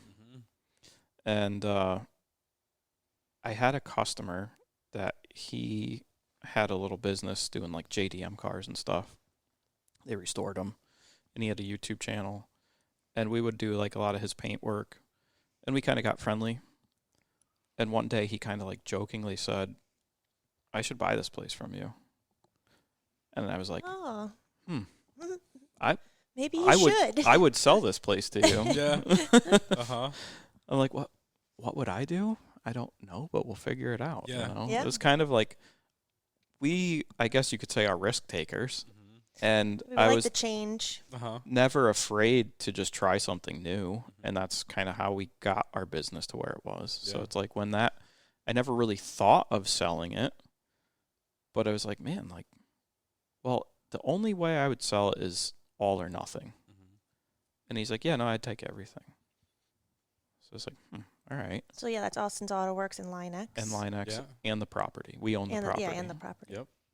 So and next door, the property. I also owned a piece of land next door that I had bought to like maybe build a house on one day or something. Just kind of came up as like, it'd be stupid not to buy it. It abutted my property. Yeah, so it's just everything. So I was like, yeah, you get that too. Like, we'll do a package deal. So that kind of, we talked a little, kind of went back and forth, and like, it looked like that was going to happen. So we're like, all right, when do we tell the guys? This is hard. They're our family. This is, hold on, time period again? Was this COVID? 2020. So was this before it was? Before it got bad. This was the summer before. So it started in March, right? Was it March or April? Yeah. Because we got back from Detroit. Okay. And we're watching the news like, what is going on? Yeah. Should we like, what are we supposed to do? We just got on a plane with all these people. Yeah, you're around all the. You know, you're freaking out because nobody you knew what was going on. Yeah. Not at all. I think COVID was calming down at that point. It might have been 21 when we sold. 21. I tell you the truth, the last 5 years are a blur. Yeah. Oh yeah, yeah. I get that in many aspects. I can't tell you 1 year from the next. They all blend together. Yeah. But it was right around that time. I think 21. It might have been 21. Yeah. So COVID was like still a thing, but it kind of calmed down. Yes, because it didn't just happen. Right. Yeah, so that might be. So, that also dramatically changed our business when that happened. Yeah. We were in the northwest corner of Connecticut, about 40 minutes from New York. So when COVID happened, it was 21 because we worked all through 20. Yeah. When that happened, we had a huge influx of the New York population move into our area. Okay. So our customer base was changing for like the collision repair stuff. And getting busier. But also not as personal anymore because it was like I never advertised. We're at this point we're 14 years into the business. I never advertised once, and we grew it to that. Yeah. So it's like it was all word of mouth. People just told their friends and family go to Austin's. Yeah. So when COVID happened, we start seeing all these like new faces, and they're a little more pushy. They're a little less friendly. Well, the what is it? The hometown feeling, small hometown feeling, kind of lessen. Yeah, which we saw. They're great people, but it's just different, you know. So you have to adjust to so that. That made it easier too to sell, So I guess. Then we decided to do it and move forward with it. Yeah. Took the opportunity. I told my guys, like, this is what's going to be happening. He's agreed to keep you all on. Yeah. You can stay working here. You have a job still. But a lot of them didn't want to stick around. Yeah. They were there. They were there because of us, know. So then into Line-X? So what happened, it was supposed to be an all or nothing sale. The day after our closing, Nick was like, I don't want to work for him anymore. Well, Nick was Line-X, basically. Okay, yeah. So I talked to the guy that bought it, and I was like, all right, here's the deal. We kind of have a transition of figuring out what we're going to do and where we're going to go. So the shop he was working out of was an industrial condo type place. In the same town. Town. So we basically just swapped shops. I was like, I'll take over your 5,000 square foot building. He had a lease. I'm like, hook me up with your landlord. I'll talk to him. I'll take that over. I'll move Line-X there. You continue with the purchase. I'll take the dollar amount from Line-X off the price. Because we did like a 1-year lease, and then he was going to come up with the amount to pay me. Yeah. He needed a little time. So I was like, well, I'll lease the building to you for a year while you come up with the funding, and it'll be a good transition. So we just moved Line-X into this 5,000 square foot shop that he was working out of, renovated that, like I do everything, made it how I wanted, redid the office, set the shop up, and we actually worked out of there, just her and I. It ended up being, we're like, maybe a year, we'll see, What was it, 3? Ended up being 3. 3 years, yeah. And that was easy. That I could, I'm like, why don't you just teach me what to do in the back, and then I can do it, Yeah. But I stayed up front, and I did everything up there, so he didn't have to have his hands in that end of it. So that worked out really good because I could, when you get good at prepping stuff, I could pull a truck in, mask it up, sand it, spray it, unmask it, have it back outside in an hour and a half. So we did 3 to 4 trucks a day. Depending, because our hours were like, okay, well, we're not going to, let's change our hours to be a little bit better. We worked 9 to 3. Yeah. It's like, We worked 9 to 3, and we did 3 or 4 trucks a day. Yeah. You can drop off after hours, pick up after hours, and honestly, because like we said before, we stayed open later for Austin's Auto Works, but with this, people, they didn't care. Yeah. And they're like, no, that's fine, because it's just a Line-X bend liner. They don't need to go over everything. Yeah. And if you did, they picked up in the morning. They never griped about it. No, and we did work for the dealers, so they just come and go when they want. Yeah, all the local, dealers. It's clockwork. It was just easy. Yeah. And then so that place was 5,000 square feet. I only needed a quarter of that to do Line-X. Yeah. So here's Austin. over in the back, I got 3 projects going on, and I'm working on cars still. I'll never not do that. Yeah, so after 3, he was still there. Yeah, so, yeah, I'd do that until 3 o'clock. She'd, stick around for a little bit, do some paperwork, and go home. Yeah. And I'd be like, I'll be home for dinner, But I'd work on my stuff for a few hours. Yeah. And then that whole time, we were, like, deciding where exactly we wanted to live. We knew we didn't want to stay in Connecticut anymore in that area. And we had sold our house in Vermont when we sold our business as well. Okay. And quickly regretted that. I guess we had a midlife crisis, you could say, and we're like, let's just get rid of everything. Yeah. Change our names, new identity. So we're like, oh man, we miss Vermont. Mm-hmm. So now it's like 2021, 2022. Well, 3 years later. What the housing market did. No, we were not 3 years later. My apologies. Yeah, that's true. And we're like, well, we're still in it. Maybe we could find another place. Not happening. Couldn't find what we wanted at the price that was affordable. Yeah, so step back from that for a little bit. And I'm like, well, why don't I just build what we want? And let's just buy a piece of land. So I'm like, it's kind of a good opportunity. We have Line-X. We have some income. Yeah. But we have the freedom now and the time to kind of do what we want. It's just us, so we don't have to worry about employees. You don't want to shut the shop down, and then there's no hours for them, so it worked out good. So we bought a piece of land, and we bought dirt. Yeah, we bought dirt. We bought dirt. It had been logged selectively, so it was still woods, but, we're like, this is kind of like exactly what we wanted, where we wanted. So I designed a barn dominium. I drew up the blueprints and the layout for it, how I wanted it to be and everything. We knew we wanted a shop, and I wanted to restore cars still. Shop is going to be bigger than the house. Yeah, that's good move. Yeah. I told him at one point, do you want to take it all? And then we can build a little cabin separate, But the barn dominium, it's cool. Yeah, we like it. So we were able to still do Line-X, and now we got to the point where we didn't work Fridays anymore. Okay. We were just working Monday through Thursday. Yeah. Well, we have to make some time to build the house, Yeah. So.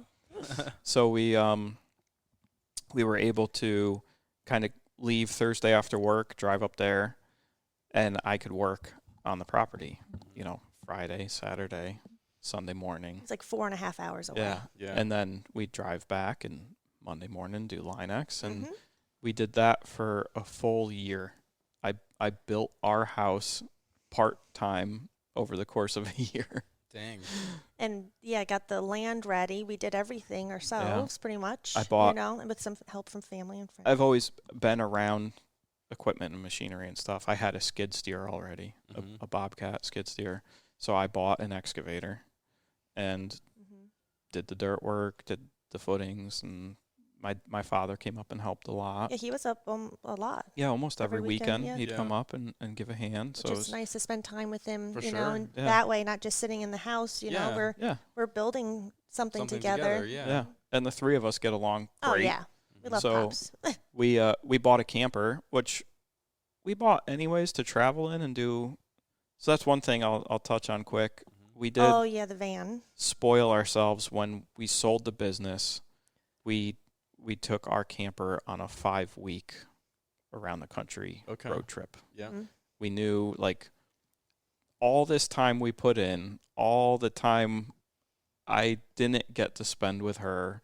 It's like, I got to make up for that now. Like, she deserves this. And I didn't expect that. And we just, we had a blast. That's so cool. Yeah, and let's we go actually, here in typical car guy fashion, planned it around SEMA. Yeah. So we happened Always. to be in Vegas when SEMA was starting, and then So continued on from there. So that was a lot of fun. That's awesome. That was a really cool experience.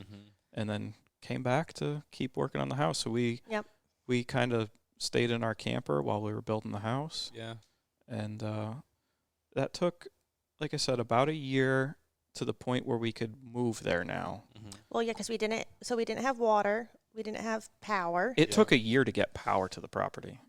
It's a quarter of a mile off the road. I started talking to the power company like right when we bought the land because I knew it was going to be a job to get it up there. So, get the generator going. Yeah. And while we're up there, that's just what you do. It never seemed like, I don't know, I didn't get, not mad, I don't know how to overwhelmed. explain. Yeah, it was just like, okay, yeah, we need water. We had a stream, so I'd go down there, pump the water into the, what is it, a big IBC tote to fill the camper so you could shower. Yeah, bring it up. We weren't drinking it, but and then put that in the camper and just keep redoing it. But in our eyes, we're lucky. We have a stream there to get water, you got to put work into it, but why not? And then power, and when we got water, you appreciate it. Yeah, that's life. That's real life right there. Yeah, and that's what I always say. Everyone should go through it so you really appreciate that you have a house, period, but power, and you have water, and you don't know where it comes from or what. You just have it. So whatever, But just learning everything, even just how to do a septic, I know how to do that now. Yep. Okay. So it's like I designed and dug our septic system and installed it. Great. So I get to get with you guys. Yeah, we'll help you out here. in here. Yeah, absolutely. Yeah. So you definitely appreciate things more. But so we So over the course of that, while we're building the house, I had a friend, Chris, that he was actually our salesman for our paint supplier through our company there, and we got along. He had been doing that for a couple of years, and they got bought out by a big corporate company or whatever. Yeah. And he's like, man, I don't know if I could stay here. Like, I see how things are changing, and I don't like what they're doing with our pay because now it's like straight commission based. And he's like, I got a family to feed. And I was like, oh, dude, why don't you come give me a hand? Like, I'll show you how to do this, and then I could kind of spend a little more time up in Vermont. You could kind of do this. And I was like, here's the deal, though. Like, your job isn't guaranteed. We're going to sell this when our house is done. This is just kind of temporary. I'm like, why don't you buy it from me? What better way than to come work for me and get paid to learn? And then you could buy the business. And now you know the ins and outs of the business. Yeah. So he worked for us for 6 or 8 months. And it got to the point where I trained him enough I didn't even need to be doing LineX anymore. She was doing the office. Yeah. And then I'd stay in Vermont for like weeks. Yeah. Well, it's like, I'd be like, I got to get stuff done. I'm not coming back. Yeah. Why do you need to come back? I can go back. I need to be there, but I'm like, you really don't need to. So before that, we were never apart more than, I don't know, a day or two since we met. And this year will be 20 years. Yeah. So it's like, okay, well, stay. So he stayed for almost a month. I go up on the weekends. On the weekends. Yeah, not every weekend, but I would go up. So then I want to be there and help and whatnot. But yeah, and me and Chris just ran the shop. And it made it a good, transition for when he. That's awesome. And Chris is, super appreciative of the opportunity we gave him. He's a great person, and now it's him and his wife running that. That's cool. And they never worked together before, and they're killing it. They are. We helped him rebrand the company before we left. It's no longer LineX now; it's American Bedliners. Yep. And they spray Patriot because LineX changed a whole bunch of stuff with their franchise agreements and everything, and a lot of LineX is left because of that. But so it's great because now he's not under the thumb of that. It's his own business. He controls it. That's really cool. Yeah. Yeah. No, and he's doing good. Yeah. Yeah. So then, now that you guys are, is everything's done in Vermont. As done as your house ever is. Yes. There's always something to do. Enough that you can do things out of it. You can have life into it. The shop is finished, so that was priority. Working out of the shop now. Yeah. It took a little while. We lived there for about 6 months while we were still finishing the shop. The house was pretty much done. We had like a month of work to kind of we were able to move in and live in there, but we still kind of wrapped up a few things. Yeah. And then it took me about 6 months of living there to finish the shop off. Yeah. Again, a little OCD on wanting things a certain way, so I wasn't going to compromise and just start working. That's the whole point of doing it, is so you could make it exactly what you want, you know. So got to don't cut corners. Right. And at this point, now this is my 4th shop that I've moved into, so like I kind of knew the layout and how things were going to be before I even built the building. Yeah. You know, especially for like I knew this point moving forward, it's just going to be her and I. We're not going to have employees. Yep. So let's design the shop to be the most efficient for me to work in. Yeah, each bay, you know, like designated. So yeah, every part of the shop is kind of set up. So what are you guys focusing on now? Is it, because I mean you're down here for Mecum, Yep. Right. Yep. We're down here selling my '62 Impala, and that's kind of the business model, is for me to be able to build cars how I want for ourselves and then sell them when they're done. Yeah. But also maybe have a job or two going on for a customer.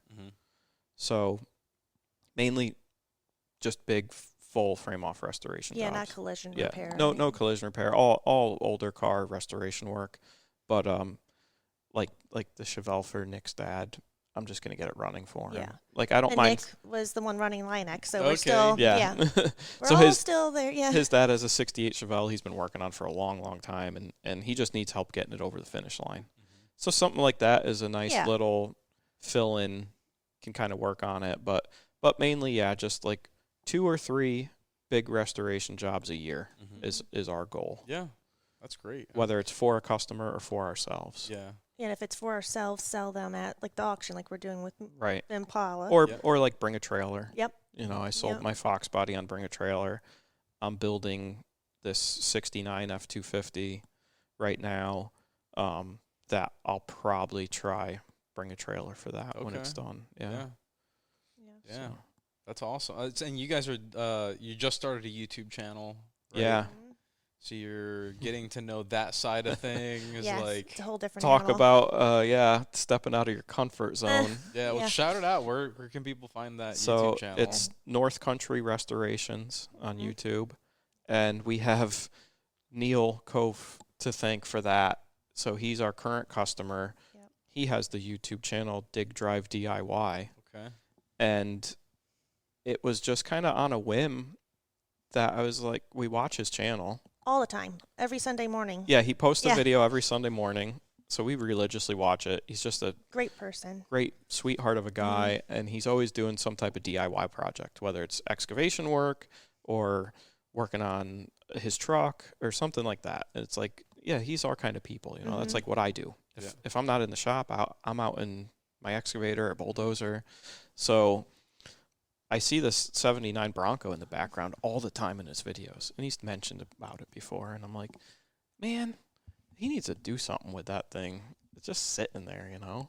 So one night we're hanging out on the couch, and I'm like, I think I'm going to email Neil. Yeah. Like, what do I got to lose?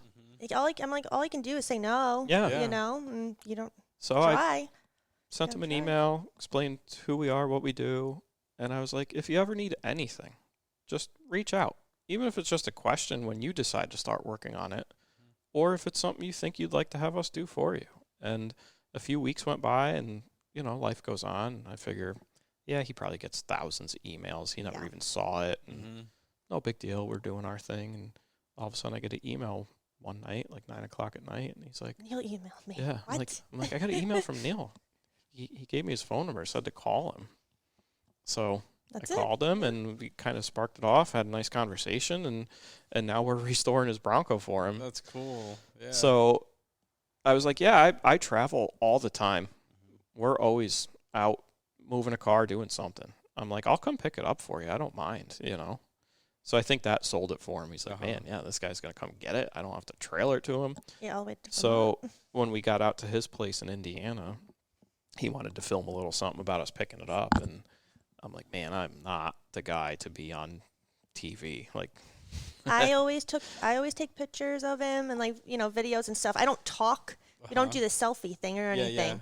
But, you know, and he's like, oh, you know, stop. That's good. Whatever. You know? So we didn't go into doing that for Neil to do a YouTube page. No, we had zero interest in being on YouTube. No, we're not going to do it. And then people always said that we should because we just have so much going on. Yeah. But then, Neil. So when we were there, Neil's like, like, you'd be crazy not to start a YouTube channel while you're doing this. Like, you're going to gain subscribers from me because they're going to want to see what's going on. So we're like, yeah, I don't know, So we get home. Like a week later, he posts that video, and like all the comments are, "Start a YouTube channel. We want to know more about you. You better start one." Yeah, so very positive. Everyone's very nice and positive. Very nice, and that's how that's who Neil is. Because his he audience, has his YouTube family, but his audience, they're just very kind. Yeah, so far. So far. So that's he actually sent us home with a camera. Yeah, he had everything all set up. And he's like, "Here you go. Film. Yeah. Film stuff." And it was initially just for him to have some footage. Yeah. He's like, use it if you want. I'll take the footage, when you're done. Like we kind of planned out a timeline of the Bronco restoration. Yeah. So the whole thing was like, I pick it up. It's just the rolling chassis. He pulled the body off. So I pick up the chassis, bring it to Vermont. I get it stripped down, sandblasted, and painted. He comes up to Vermont, helps me make it a roller. Now, on our way home from Kissimmee, I'm going to have an empty trailer because the Impala's going no reserve. It's going to sell. She's leaving. Yeah. So I was like, Neil, I'll just come on our way home and pick the body up. So we're going to bring the body home. I'll get that blasted, body worked, ready, painted and ready to put back on the chassis. So he's going to take a trip back up to Vermont to do that with us. Yeah. So the whole plan was like, his channel's Dig Drive DIY. He's like, I want to be involved. Yeah. So it's like, I'm just by myself in the shop. Yeah. You come up whenever you want, So it's kind of cool. We're working together on it. And we get to film it and document it. And it was a lot of fun having him up too. Oh, it was a blast. Yeah. But we enjoy it. The editing, I'll do a lot of it, and then we'll sit down together, edit it together. Do the final cut together. Yeah, and then put it out there. But we both enjoy it. And you're doing a good job recording. Yeah, I don't know. He'll set up all the cameras, and he's talking into the camera just like he would normally. So he says that, but I think people just think you're lying because you are doing very good. Well, thank you. You're welcome. It's definitely a dynamic change because like you're working on something and let me set this up over here. Yeah. Yes. Actually, this is a good spot. Let me say something about this. Mm-hmm. Like, It's funny how your mindset changes. Mm-hmm. It went from like, I'm just working all day to now it's like, oh, this might be interesting to film. Yeah. Or like, oh, that's a cool angle if I put a camera right there while I'm doing this. Yeah. I never thought of that before. So, yeah. And I will say too, for, Elizabeth to go from running the shop with 6 to 8 employees at any given time and 24 customers coming through the door to now we're in rural Vermont. Like, if the FedEx guy doesn't come up the driveway, we don't see people. Like, I made him cookies, and I gave them to him. They're very nice. You get to So, know these people. So. Yeah. She's helping where she can in the shop, but, certain steps along the way, there's not much she can do. Mm-hmm. Yeah, like Neil's Bronco, there hasn't been much. Not but yet. Like your truck, I did a lot on, so it just depends. So the whole YouTube thing has provided this, for her to do the editing, and she's really taken a liking to it. Yeah, no, I like it a lot, but I always like taking pictures, like I said, in videos and stuff, so it complements each other, obviously. Yeah. But the editing process, I did not realize what goes into it. I was, I looked at the program, and I'm like, what? Yeah. So there, I'm Googling, I'm YouTubing everything to learn, and it took some time. And you could YouTube how to be a YouTuber. That's not what I did. That's real. That is not what I did. Yeah. But yeah, because when we got back, Neil put that video out, and then everyone's saying you should do it, you should do it. So we did a quick little something on our phones, and then from that, everyone's like, you need microphones. Your audio sucks, So okay, I know this is just. Yeah, we know. We literally made this in like 10 minutes just. It was like 3 minutes long. Something, And then the next video, a little bit better. Our shop tour. Yep, shop tour video. So we did that, and then I'm like, okay, well, now I know how to edit things out. And so I just learned it. But every one we're doing is getting better. The power of collaborating with someone. Our second video ever on YouTube has 93,000 views. That's cool. That's it's like, awesome. what the heck? Like, yeah. That many people wanted to see that, and I'm sure that's nothing to people that do YouTube, but to us, anything is something. That's pretty wild, you know? And that's what we went into it, like, let's have fun with it, you know? So I think having that perspective on it makes all the difference. Yeah. And we hope that's how it comes across, is just, we're just documenting what we're doing regardless. Yeah. We're not out there acting or being fake. Like, this is what we do, you know? That's a sense that I think is real, that people know it, is like, if your main goal in this is like, we'll have fun with this, and like, you know, the audio sucked at first, right? And then you transition into that, and then people like, they're following along with that, and they're enjoying the ride.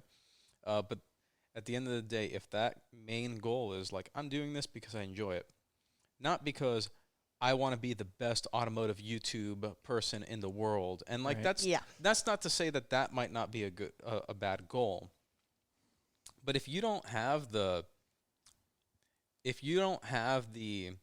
backing of being an automotive person to begin with, and you're just going to jump into being the best automotive YouTube person, eventually, like, especially people who are in the know, they'll see right through it. Yeah. Oh, yeah. They'll see that it's like a facade. You don't know what you're doing. Yeah. and so, like, I think people sense that. And I think that we're going to start seeing more of a, like, transition into original content from people who are more authentic. Right. Than all this clickbait stuff that, like, even for Connie and I, it's been, you know, tough to keep up with that stuff because we don't want to do that. Yeah. Well, it doesn't really favor any of that. Right. Yeah, the people are like, well, you need to do this and that. It's easy way to get, you know, subscribers. Like, no, that's not what we're about. We're not gonna.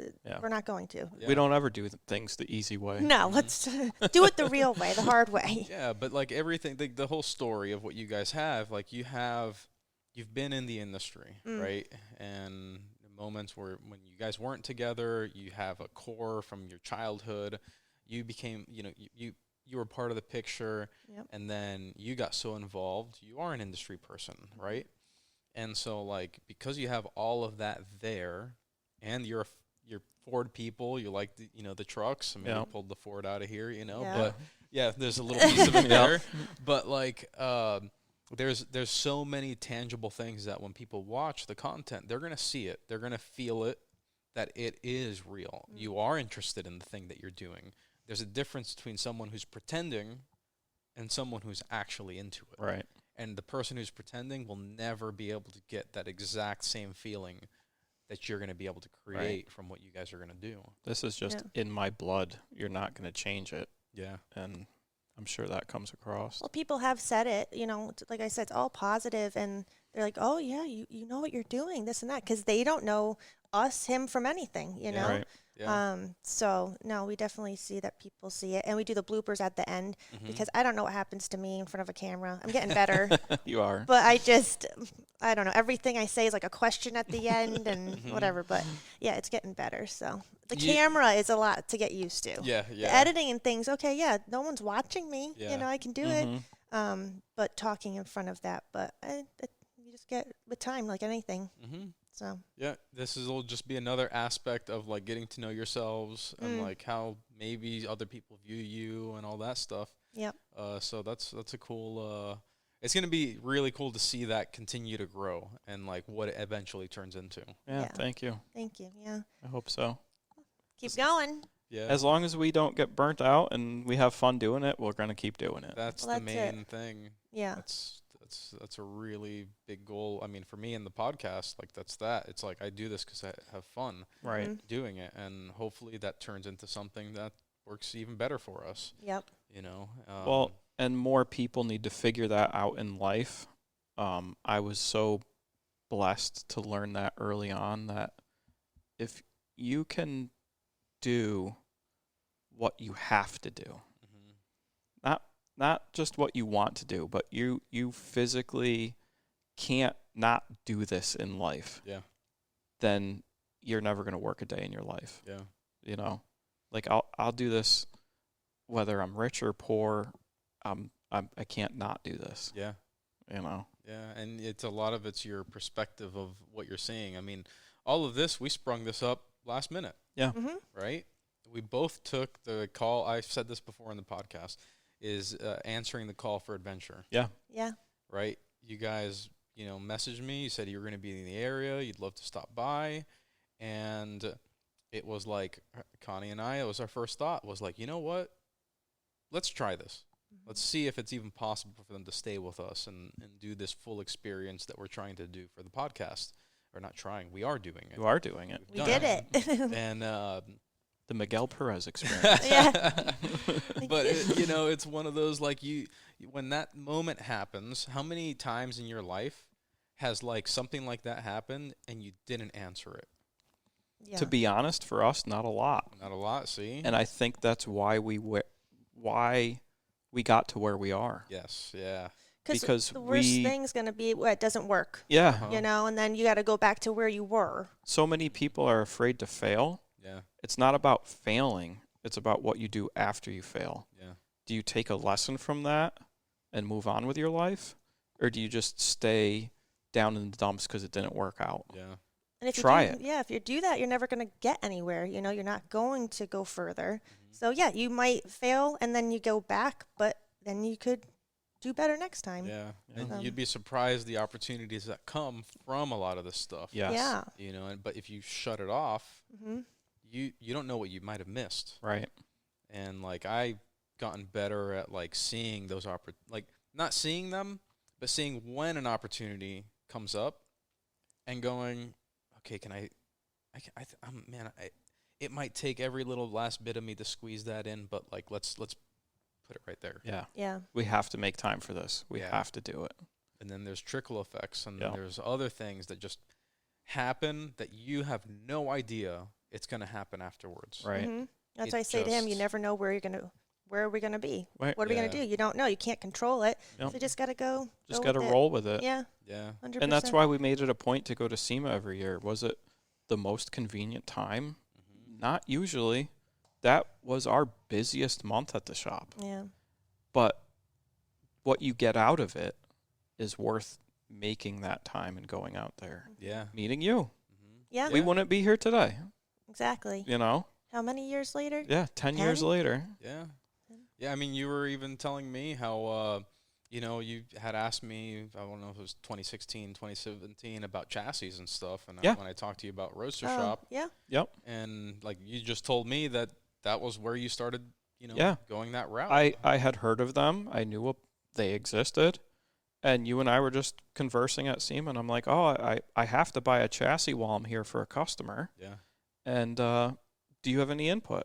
And you're like, yeah, honestly, like I think Roadster Shop's probably the best out there right now. And we had used a couple others, and that's why I was asking, because I wasn't overly impressed with what we had used. Mm-hmm. And it's like, all right, is this what's out there for chassis, or is there something better? Yeah. And I had went from you straight to their booth. I feel like I talked to Josh. I don't even know if they had a salesman there at that time. Yeah. I don't know. But I can't remember. But we ordered it right there at SEMA. Yeah. I spec'd it out how I wanted, told him what we needed, and I wrote him I handed him a check awesome. there at the show. Yeah, that's old so school. Cool. Yeah. That's so cool. But and I mean, I didn't know any of that. Yeah, isn't that crazy? Like, none of that. You know, I'm just like, and there's the connection. Used it before and Yep. it was like it's a no-brainer. Like you said, what's out there, and you see what was out there was like options that were like they're there, but they're lacking a lot of things, and even then to now, not that this is definitely not a Roadster Shop advertisement. It's just like they make a good product and make it clear. Like, Josh, we're not going to name names. I know you like to pull that one. Tell me who that chassis manufacturer was. Yeah. No. And why do they suck so bad? Yeah. You know. But like, it's just another example. Like, you just don't know. I think on the SEMA decompress one we had done, there was another example like that of like someone was telling me a story of something that happened to them while we were at our party, and it was like, I didn't know that. Like, I didn't know that, like, you know, we're not the cause of that, you know, that exactly why it happened, but we facilitated where it happened. And it's like, well, you just don't know when those things are going to happen like that. Yeah. And it's cool. Like, I really enjoy, like, you know, seeing those things happen. Yeah. And, like, if you continue going down a good path and you put what's right ahead of everything, you'll meet somebody who's like, you know, you told me about that thing 3 years ago. Yeah. Look what happened from that. How about just hanging out with Tim and Ginger with the tape caddy and the tape thing? Oh, yeah. We spent like half a day in their booth one day just Tape hanging challenge. out with them, doing the tape challenge. Yep. People were coming up to me asking about it. I'm telling them about their product. Yeah. Tim comes over. He's like, "What do you don't have to do that." I'm like, "Why? I believe in it. It's a great product. I want to see these people end up with it, you know?" Yeah. Like, You're not just saying you just it to say kind it. of make those relationships with Yeah. people. It's great, you know? Yeah, they were great people. I remember they would do all the tape challenges Yep. that you're saying. And Yep. like, they kept doing it for a few years, I We think. did it like 3 or 4 years. Yeah. Yeah. I did it one year. Yeah, I'm you like, did it okay, once. I'll Yep. try. Yeah, they've been a big supporter for a really long time, Yeah. too. Yeah. So we're, again, it's just, you don't know what the trickle effect's going to be. Nope. Yeah. And it's not to look for that. You definitely don't look for that. Like, No. Your intention is like, I'm going to have a goal. I'm going to do the best that I can, and I'm going to be the best around the people that I'm going to be with. And you'll start seeing the fruits of that. Yeah. And it's not something that you should underestimate, because you'll be surprised how many things in the background change your life. Yeah. And 100%. that's really cool right there. Yeah. So You think of all those little guiding paths over the years and how you got to where you were. And that's why you just got to, like you said, when opportunity knocks, open the door. There's a reason for everything. Yeah. I think this is a good way to end the podcast. Sure. So put it on a good note. Yeah. But guys, it was awesome. Connie and I are so happy to have you guys here for the weekend. Oh, we appreciate Yeah. it. It was a Are you lot of kidding fun. me? Like- yeah. Like I said, Feels we like just we've done this before. Yeah. yeah. I mean, we just reached out because we wanted to say hi to you guys and see you while we're in the area. Yeah. And we weren't expecting this, so it's awesome. Yeah, have us in, And you had us in our taking home. us out on the kayaks was an absolute blast. It is a magical place. No, we enjoy having people to connect to, and hopefully you walk out of here feeling like you've known us for years. And that's what we want. We want a connection with the people that we're having a podcast with, because we take it seriously. Yeah, it's our you guys are our peers. You're our friends. And these conversations. We've touched on a lot of stuff about your guys' past, and a lot of people are going to relate to that. Yeah. Or maybe they're in a moment in their life where they might make that decision that veers them off in a bad way, and one thing from this might help them. Yeah, it's true. And these podcasts can go on for way longer and all that stuff, I think this was perfect. Yeah. Yeah, well, so? whenever we do a part 2, then we'll go on to the next set of things, Who knows where we'll be by then? Yeah. Who knows? Yeah, maybe we'll come visit you guys. Yeah. In your place. Yeah. Do you even have winter clothing? Yes, but it's probably not updated. Yeah, we'll have them in August. Yes. We'll have you in August. Well, hey, thanks again, guys. Thank you. Really appreciate it. And where can people find you on Instagram? It's all North Country Restorations. Instagram, YouTube. Yeah. We post as much as we can out there, what we're doing, what's going on. Yep. Yeah. And do you guys think that you may do a branding change or anything like that? That's been a talk. We're thinking about it because it is a mouthful. Yeah. So we have an idea in mind for a good name for the YouTube channel. Okay. Yeah. Because we do want it to be more than just, the shop. We're traveling a lot and doing other things with the automotive industry. So I feel like that could be its own name. For sure. So something might be changing in the future. Yeah. Well, guys, if you're listening, watching, go ahead and find out where they're at on Instagram. Check them out on YouTube, and definitely a good one to follow. So. Yeah, appreciate it, it, guys. Yeah. Cool. All right.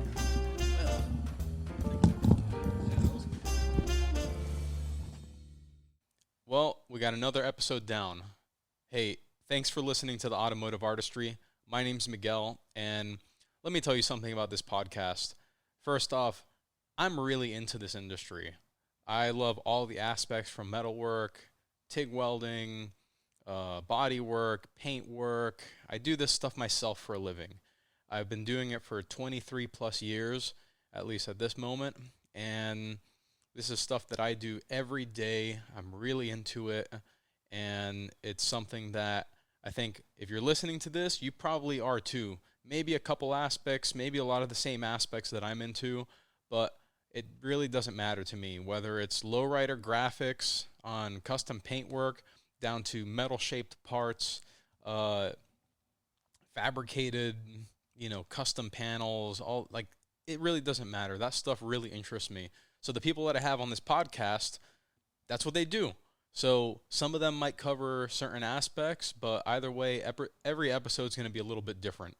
So, but I'm also very interested in the people behind the work that we do.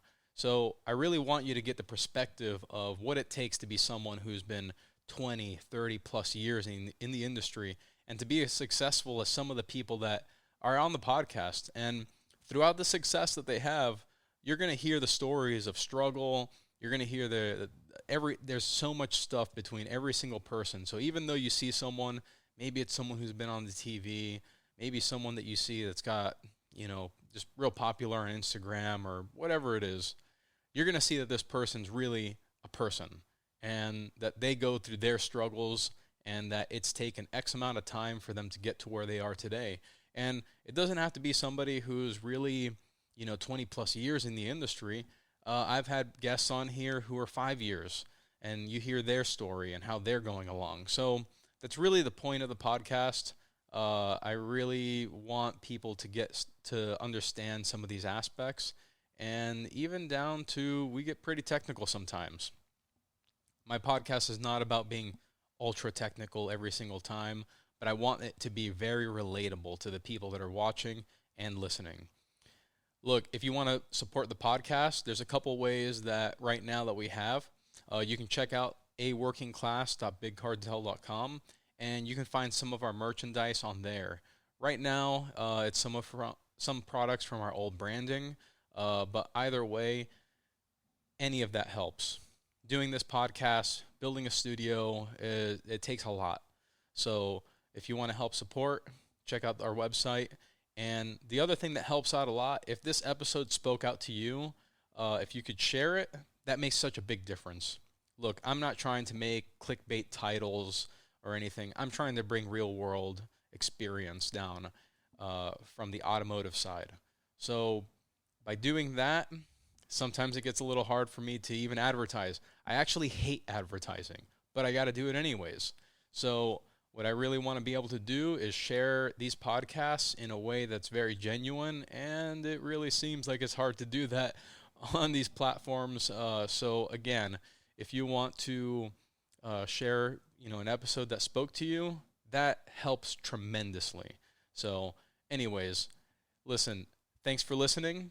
I say that a lot, but I really do mean it because our automotive industry is something that it's growing, it's getting better, the technology is getting better, the people are getting better, the information that's out there is getting better, and I'm just trying to help some of that flow through a little bit easier.